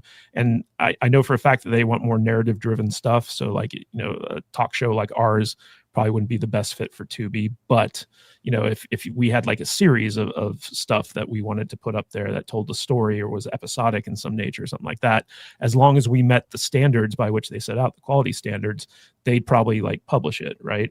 So I think it just comes down to the platforms like saying like, okay, here's what it takes to get on our platform. And if you meet that standard, then like you're in, right? No, not exactly. You're close. But I think that it needs to go way above that. And the current way they do it, where they actually have like a real person watches your content and make sure that it's created, for the independent film market and not for, I'm not talking shit on YouTube. Like, I love YouTube, but like YouTube is sort of sloppy. Like everything we do here, because you can do whatever you want. A lot of the content's sloppy, and so That's what's fun about it too. It's fun. What's fun about it, but like on Tubi or Netflix or like VOD services, you can start an hour-long video really cool, but like halfway through you can go on a tangent, and that has nothing to do with the film. It just makes for a bad film.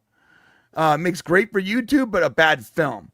And I don't think it's good for anyone if Tubi ends up going down that road. Like, I love Tubi, and I think that Tubi is going to be great when they take my doc eventually. But if they ever do. But the thing is, I like the idea of being able to separate our, like I said before, I don't want to only be able to have to upload to YouTube. Rumble's not really an option. I know people out there in the chat's like, what are you talking about? Rumble's great. Yeah, Rumble's great, guys. Good.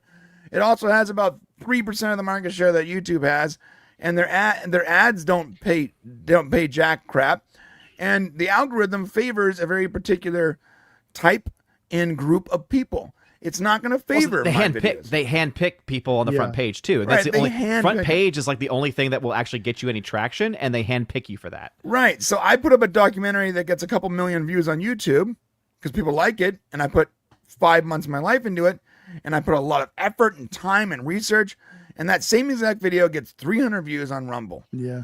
So like the thing is this, it's not about content on Rumble. It's about who you know and what group you're in. And maybe that's good for them, but that doesn't work for regular people that aren't like hyper politicized about everything. We got to So get the in thing with Benny Johnson, guys. We got to make. Yeah, him you got to our be best friends friend. with Benny Johnson and Steve Crowder to have any pull over there. The thing is this, I don't want to have to, give Steve Crowder a blowjob to get my video some traction. So how about this? How about give us a platform where we can actually post videos and content that we think is quality, that we put effort into, that's not just YouTube, like we were talking about earlier. Can Twitter actually drop the monetization standards a little bit, Jesus, and let us put videos up there that have ads? Give us the YouTube monetization on other platforms. And I agree with that. It's great, but Tubi is not that platform because Tubi should be a higher standard of content. And I don't know what that platform is going to be. Maybe it ends up being Tubi, but I think that if it does end up being Tubi, I think the quality of Tubi's content will drop. And what makes Tubi special is that they're in this weird place where they have a lot of great content and sort of subpar content, but it's all still cinematic. In that cinematic experience, you're going there and you're experiencing cinematic content that's ad supported on your TV screen. And let's face it, YouTube is not cinematic. Most of it is not cinematic, right? I literally watched a video on the way home today from my morning job, and I'm not talking shit. Like, I love this guy. I watch his videos all the time, but it's one of those videos where you don't actually have to watch. In fact, watching it detracts from the experience, and it's better if you can just listen to what the guy is saying, because watching him does nothing for you. Well, guess what? Tubi is not a podcast company. It's a movie company. So if most of the content on YouTube doesn't require viewing with your eyes, then that content is not suitable for Tubi. All right, I want to throw this to Dutch. Dutch, what do you think about these big streamers or platforms kind of opening things up to user-generated content as a way to compete with YouTube and the Hollywood system? Well, I was a little higher on it 10 minutes ago than I am now because Brian kind of popped my bubble. But I don't think Brian's wrong. I think he's absolutely no. That's cool. I don't think people want to get on a high-end platform or a higher end platform, I guess, like Tubi, and watch a couple of nerds like me and Alex talking about video games for 30 minutes and making fun of people and interacting with our Discord members. You know what I mean? That's not what I think that's going to be about. I get it that they need to have original content, but on the same hand, if you, Matt, self-produced and self-funded a high quality version of your books and made it a weekly series or something, that's the kind of thing that they could put on Tubi. You know what I mean? That's the kind of thing I think that they're looking for: original, entertaining content, not four guys in their closets talking about Hollywood on a Saturday morning. You know what I'm saying? So yeah, I like where they're going. I'm not sure if Mr. Beast content is where they should be doing it, but hey, whatever. I guess I don't watch Mr. Beast though. So but yeah, more power to them. I'm glad they're expanding. I'm glad they're opening things up. I think it's good for everybody that's in our little cottage industry. I think what we're doing is the future of entertainment. I'm not gonna lie there. But I don't know if it's for everybody that does this, I guess, is where I'm trying to go. So I'll leave it at that. Well, Odin, what do you think about these partnerships that Netflix is kind of exploring with AMC theaters and with Spotify? We've been focusing on Tubi a lot, and I think Tubi is kind of like the closest thing that could compete with YouTube in terms of like monetization and splits with creators. But both Tubi and Netflix also have these like quality standards that have to be met before they go up there, which is one of the reasons why Spotify is curating the video podcasts that go up there initially, at least. So I want to hear your take on how that could, how Netflix doing these deals could affect the industry. No, I think that Netflix would be wise to start stepping into the space, not because like they necessarily need it, but I think what they realized quickly with, the experience of Demon Hunters, right, is that this is an opportunity to just increase your overall cash flow, increase your overall profits. And so it's almost like it's a no-lose situation for them because they're already guaranteed a certain amount of money through their subscription fees. They already have all the metrics that they really need to kind of keep their company moving forward into the future. Now, I do think that they obviously have made a lot of mistakes along the way and have lost some, market share here and there. But overall, most people, most normies, right, don't follow a lot of the same stuff that we do as far as the kind of content that they have supported or have allowed on their platform, which is kind of morally questionable at the very to say the most kind really about it.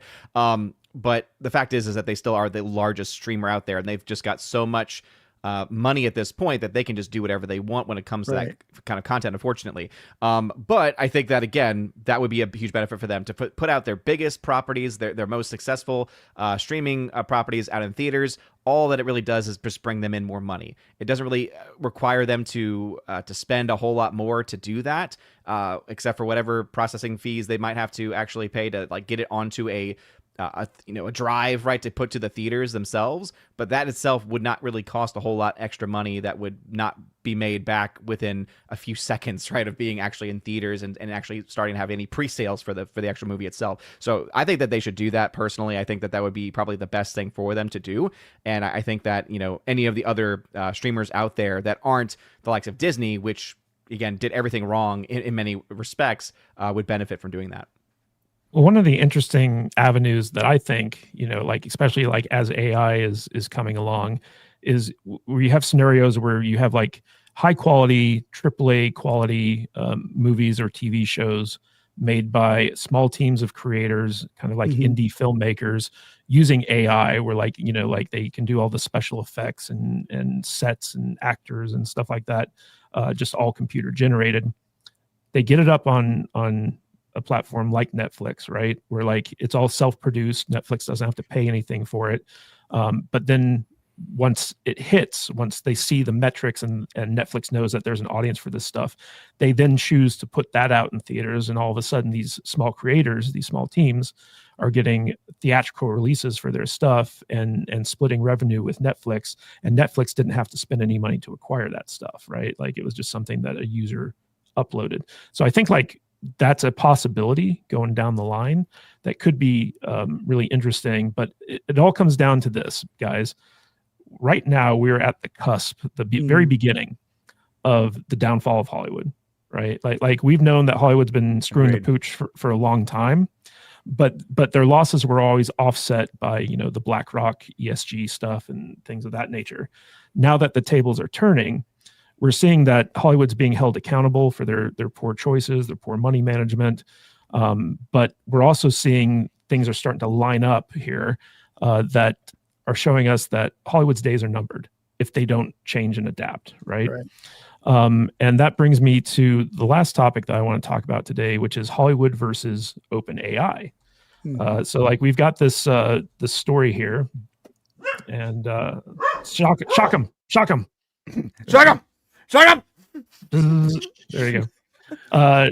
So we've got this story here with the Hollywood Reporter that kind of details how Sam Altman, who's the guy behind OpenAI, which is ChatGPT and stuff like that, basically has been screwing over Hollywood.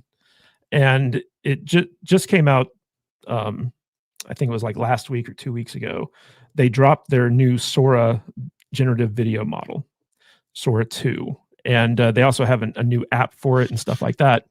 But what's interesting about this article is that basically Sam Altman and his company OpenAI have been going directly to the studios and to talent agencies in Hollywood and stuff like that, and kind of giving them a false sense of security about you can opt out of having your clients trained on our model or having your movies trained on our model or our IP and all this other stuff. And don't worry, you don't have to worry about us. We're in your corner and all this other stuff. And then basically the studios and the talent agents are no, you're trying to screw us over, because we can opt out, but we have to opt out for every single client that we represent. We have to opt out for every single episode of TV and movie and stuff like that. And so they're why why can't the default be to be opted out and then ask you to opt us in. And they're like, oh, you don't have to worry about that, right? So a lot of these studios basically are now turning on OpenAI and Sam Altman because they feel like he's been like, kind of like fucking around with them and putting their livelihoods at risk and putting their clients at risk and all this other stuff, especially people who are very much anti-AI. But again, like we've talked about AI in Hollywood on this show in the past, and it always comes down to this. It reminds me a lot of like when Napster was on the rise in the music industry and how the music industry tried to fight back against Napster and all that stuff. Napster but bad. Yeah, but the tidal wave was already starting to crash down on them, and they couldn't. It wasn't until Steve Jobs came along and found a way to monetize that stuff that's actually saved the industry. But as Brian has talked about before, the cat's already out of the bag. Like all people need is some open source AI software and a computer of their own to go out there, and they can start doing whatever it is they want. Not right? even a good computer. Not even a good computer. You can go and buy a computer from the thrift store for like $100. $100. And with some clever software and some internet connection, you can just start doing it yourself. It's just not that hard. Yeah, and so the problem with Hollywood is basically they're trying to resist this technological change, right? And it's futile ultimately because they're not going to be able to control this. And I had a conversation the other day with someone where I was talking about how actors in particular need to start thinking about how they're going to embrace the AI revolution by selling or licensing out their digital likeness rights. Estates of dead actors could do that so that they're making money, long after the actor passes away. They could also do the thing where like by licensing out their digital likeness rights while they're spending 6 months making a movie or whatever the case may be, they could be making commercials and TV shows and stuff like that as well with, a digital avatar of themselves. So even that, like, let's say like you're someone who looks like me, not exactly leading man material, but like let's just pretend that I'm like a great actor, one of the greatest actors that ever lived. All of a sudden I could be a leading man just by skinning over me with AI. That's true. Like a better looking character. And so the idea when you guys here, come on here next week and we all look like beautiful versions of VTubers, ourselves, yeah. you're gonna know what happened. Look, all I know is I'm really looking forward to going to the Expendables 14, starring John Wayne, Clint Eastwood, and Rock Hudson with young Sylvester Stallone. Yeah.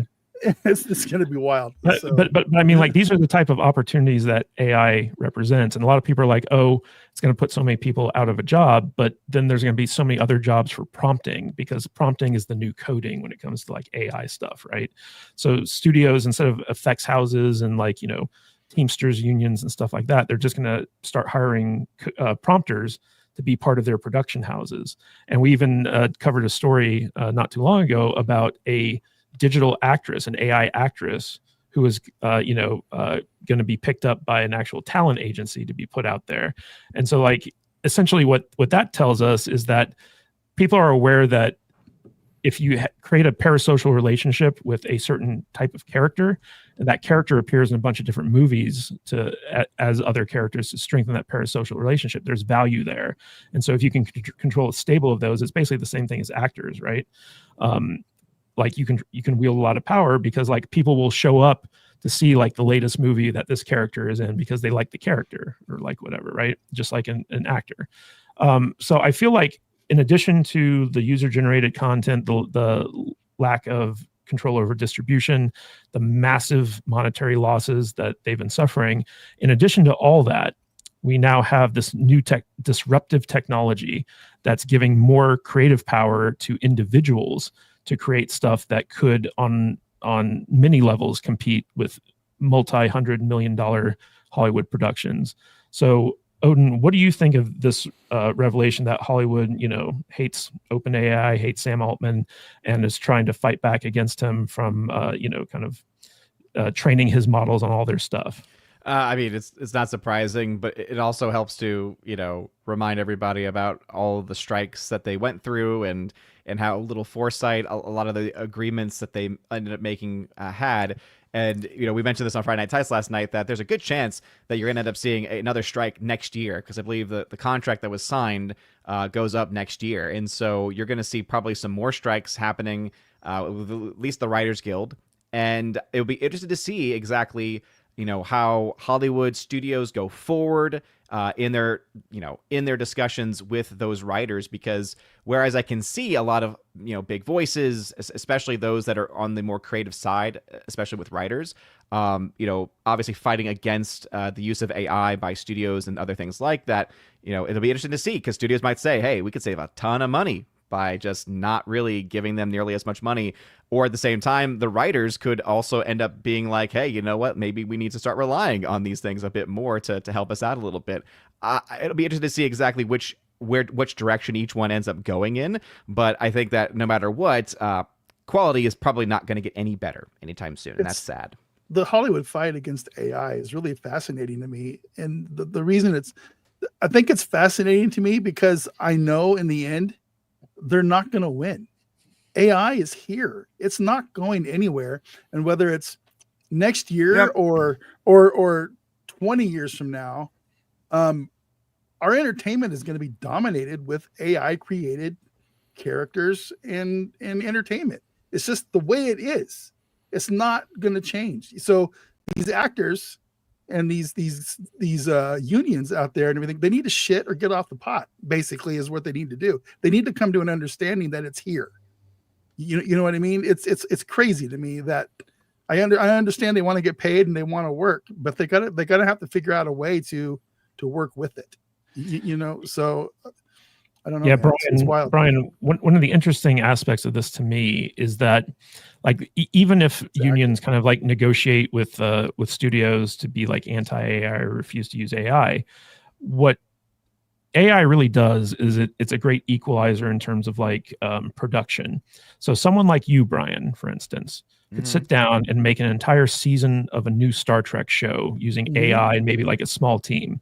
And because you're passionate and because you're talented, the show would look probably just as good, if not better, than anything Paramount could produce, and probably like, be a good show as opposed to something like Starfleet Academy, which looks like a train wreck.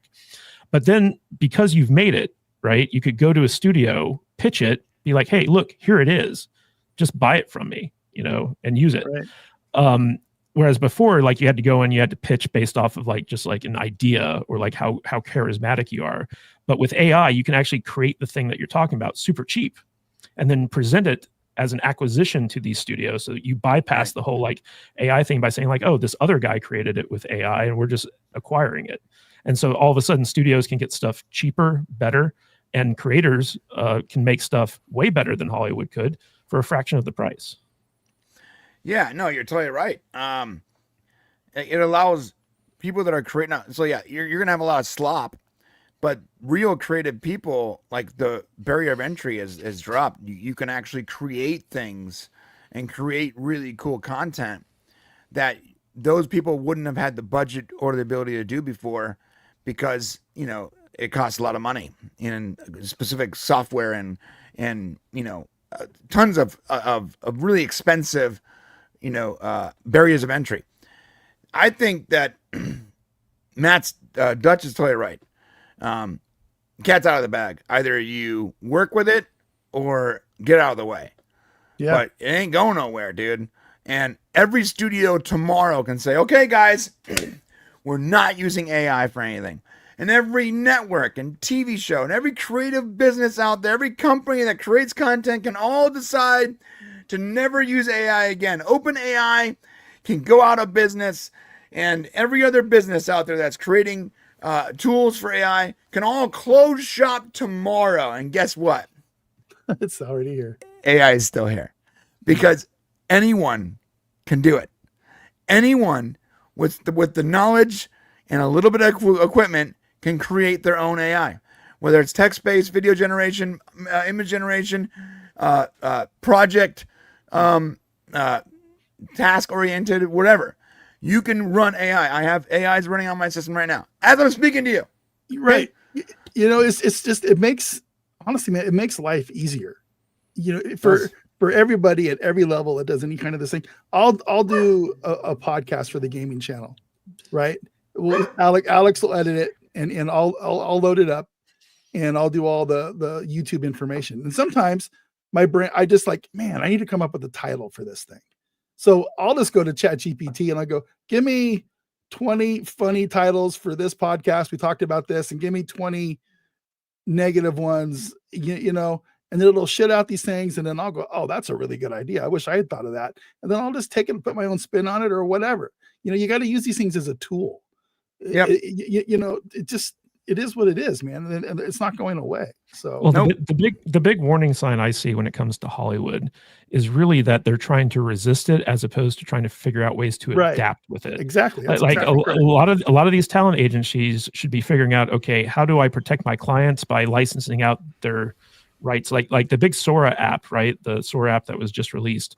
They have this feature where like you can take a selfie of yourself.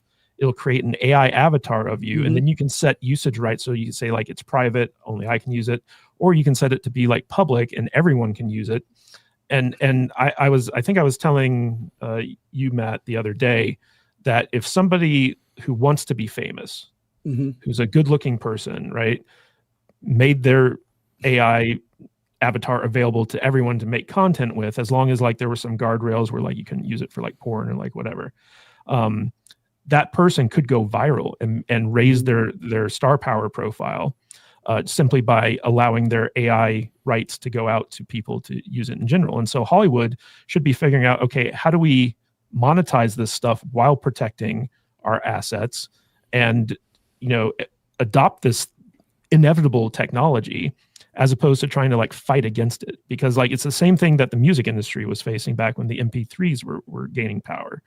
And I imagine it's the same thing that radio was facing when TV was coming out. You know, like it's just the cycle that repeats over and over again. And instead of being farsighted and trying to figure out ways to adapt, they're being short-sighted and trying to figure out ways to resist. And it's just not going to work out for them.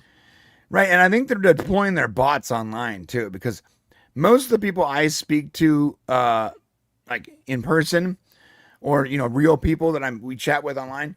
Like they're not, like they're reasonable about this.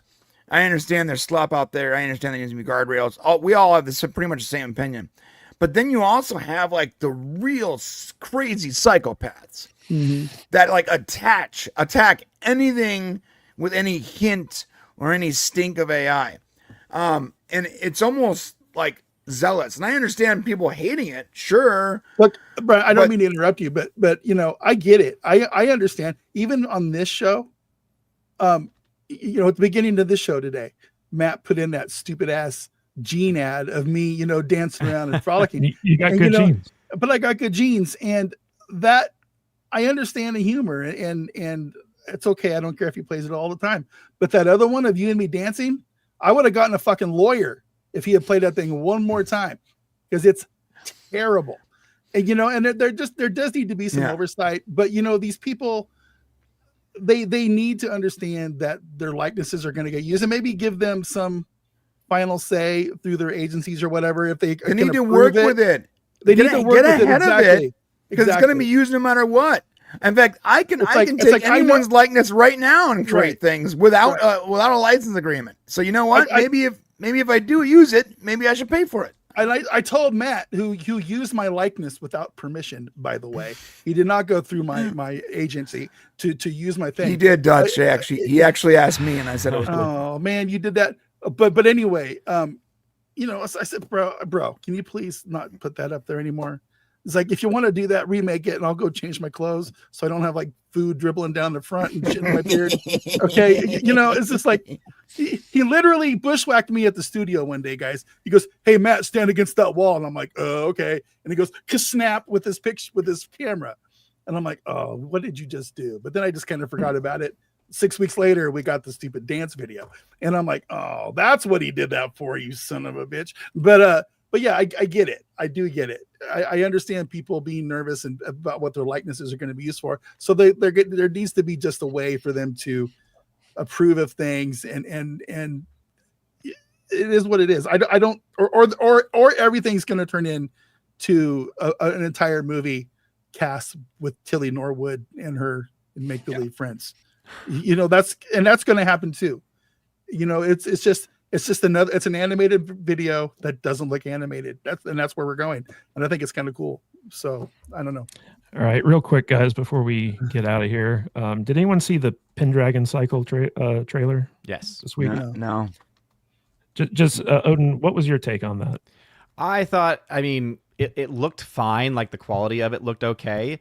But at this point, I think any hype around it has just been so lost. And after everything, especially that happened with Jeremy Boring, especially, I just have no interest in it anymore. I think I canceled that subscription a while back, and again, a lot of other nonsense that they were doing already. But that stuff was like the final straw of like, okay, I'm not going to support these guys anymore. I just not a fan. So I'm not interested. Yeah, it's interesting is so like when I watched it, I was like, oh, this actually looks like really good. It's got like a high production quality. It's based off of a series of well-respected novels. It looks like a Hollywood production. And then you see the Daily Wire attachment, and you're just kind of like, I don't know. I get almost like the association with it just injects like some politics that instantly ruins the entertainment value of it, right? Yeah. Shock it. Shock it. Yeah. So like I definitely want to check it out, but the fact that it's like you have to be a Daily Wire subscriber in order to watch it, again, like that's just like that's another barrier to entry on this thing. It'd be interesting if they could get like a Netflix deal or some other like streaming deal or something like that, or at least put it out on YouTube, because I really do think that like it could be a really good show, but nobody's going to watch it because number one, like the political nature of Daily Wire just kind of like overshadows the entertainment value of it. And I'm a fan of the Daily Wire, so like I don't even like care, but like the instant that I was reminded that this was a Jeremy Boring thing, and you see like Brett Cooper in there and like all this other stuff, I'm just like, it kind of like tamps down my excitement for the show. Yeah, exactly. Yeah, Speaking of, I told you guys 2 years moving ago that was going to be a problem. Daily Wire was not going to get away from its from its roots. In fact, it was especially when they constantly double down on like really bad ideas, like Odin was saying. Yeah, but speaking of moving on, we got Rec Thoughts, who just became a YouTube member. So thank you for that, Rhett. And we've got Fluffy Panda for $5. With creativity so dead, AI is the obvious crutch. Like Brian and Odin's bad takes are an obvious crutch for their lack of pineapple pizza protein. Indeed. All right, guys, we had a lot to talk about today, and we talked about it. I want to thank everyone for being here and giving their bad takes and pissing off our chat. Also, guys, if you're watching this on replay, please drop in the comments what you think our community should be named. I think right now at the top of the list is Salt Tards from Mexican Iron Man. But yeah, but Odin of the Child Who Poops. Any final thoughts? And where can people find more of you? And shock that darn dog, man. It was my phone from earlier. No, so only one of those times was it actually him pooping. Another time he wanted to show me something. Then he gave me these batteries that were just hanging out there. He's like, "Oh, by the way, I found these batteries, Dad." I'm like, "Oh, thanks, buddy." Yeah, thanks, put him in the man. shock collar. I appreciate that. And then it was just everything there, and always little knock. Dogs hate that. Anyway, you can find me at OMB Reviews. And I guess my one last thought would be, don't believe the lies from last week. Superman lost money. That's all that has to be said. Do you have your facts in front of you? I actually do. Yeah, $50 million of losses theatrically. There you go. All right, and Brian from the Popcast, you're going to be going into the Brain Show right after this. Any final thoughts? Where can people find more of you, and what are you going to be talking about? First off, final thoughts. Odin doesn't know what the hell he's talking about. He doesn't have his facts. I do. Okay. No, you don't. Your facts are made up. They're fugazi, fairy dust. Okay. Wow. And on the Brain Show, we're talking about politics, pop culture, Mortal Kombat, kings and emperors and presidents, and it's gonna be fun. Socialists, King Marxist, Trump. communist. All hail King Trump. I really want him to get a crown to wear on the fairway. I just do. I just want to see it. Want to see it. Yeah. I just want to see it. And a robe, big cape, like one of those Ric Flair robes, and a crown out there on the golf course. That'd be hilarious, man. Did you guys see how like every single government agency opened a Blue Sky account at the same time and started like posting content on there? No. Really? Of course, You guys they didn't did. hear about that? No. I Yeah, didn't yeah. hear about that. No, the White House started putting out videos of Trump's greatest hits on Blue Sky. And like, Oh wait, I did. Okay, yeah, Oh, because he's trolling all them. those Yeah, other that's right. stuff. Yeah, it's great. Speaking of great trolls, Dutch Butters, what's going on the gaming channel? Well, the gaming channel is in a bit of a transition phase. So we've always been heavy on the Helldivers content over there. Well, Helldivers has shit the bed, for lack of a better term, and the game is breaking people's computers and crashing out things, and we're just kind of moving away. But we're transitioning over to Battlefield 6, which just came out this week, and also Arc Raiders content, and some other stuff. And we got through with actually it's going on right now. The Arc Raiders is doing a server slam. We've had some fun with that, and we're just playing games, having fun, growing the community. And I hope you guys all who like to play games come join us over there. It's good times. So that's what we're doing. Right on. Want to give a big shout out to Mexican Iron Man, Danny's mom Penny, Fluffy Panda, and Kenneth LaRoque for supporting the show today. Always appreciate your guys' support, and everyone who gave us gifted memberships. Thank you so much for that. Guys, great panel as usual. Thank you so much. Be sure to tune in next Saturday, same salty time, same salty channel for more Salty Saturdays. And until next time, everyone, stay salty, my friends.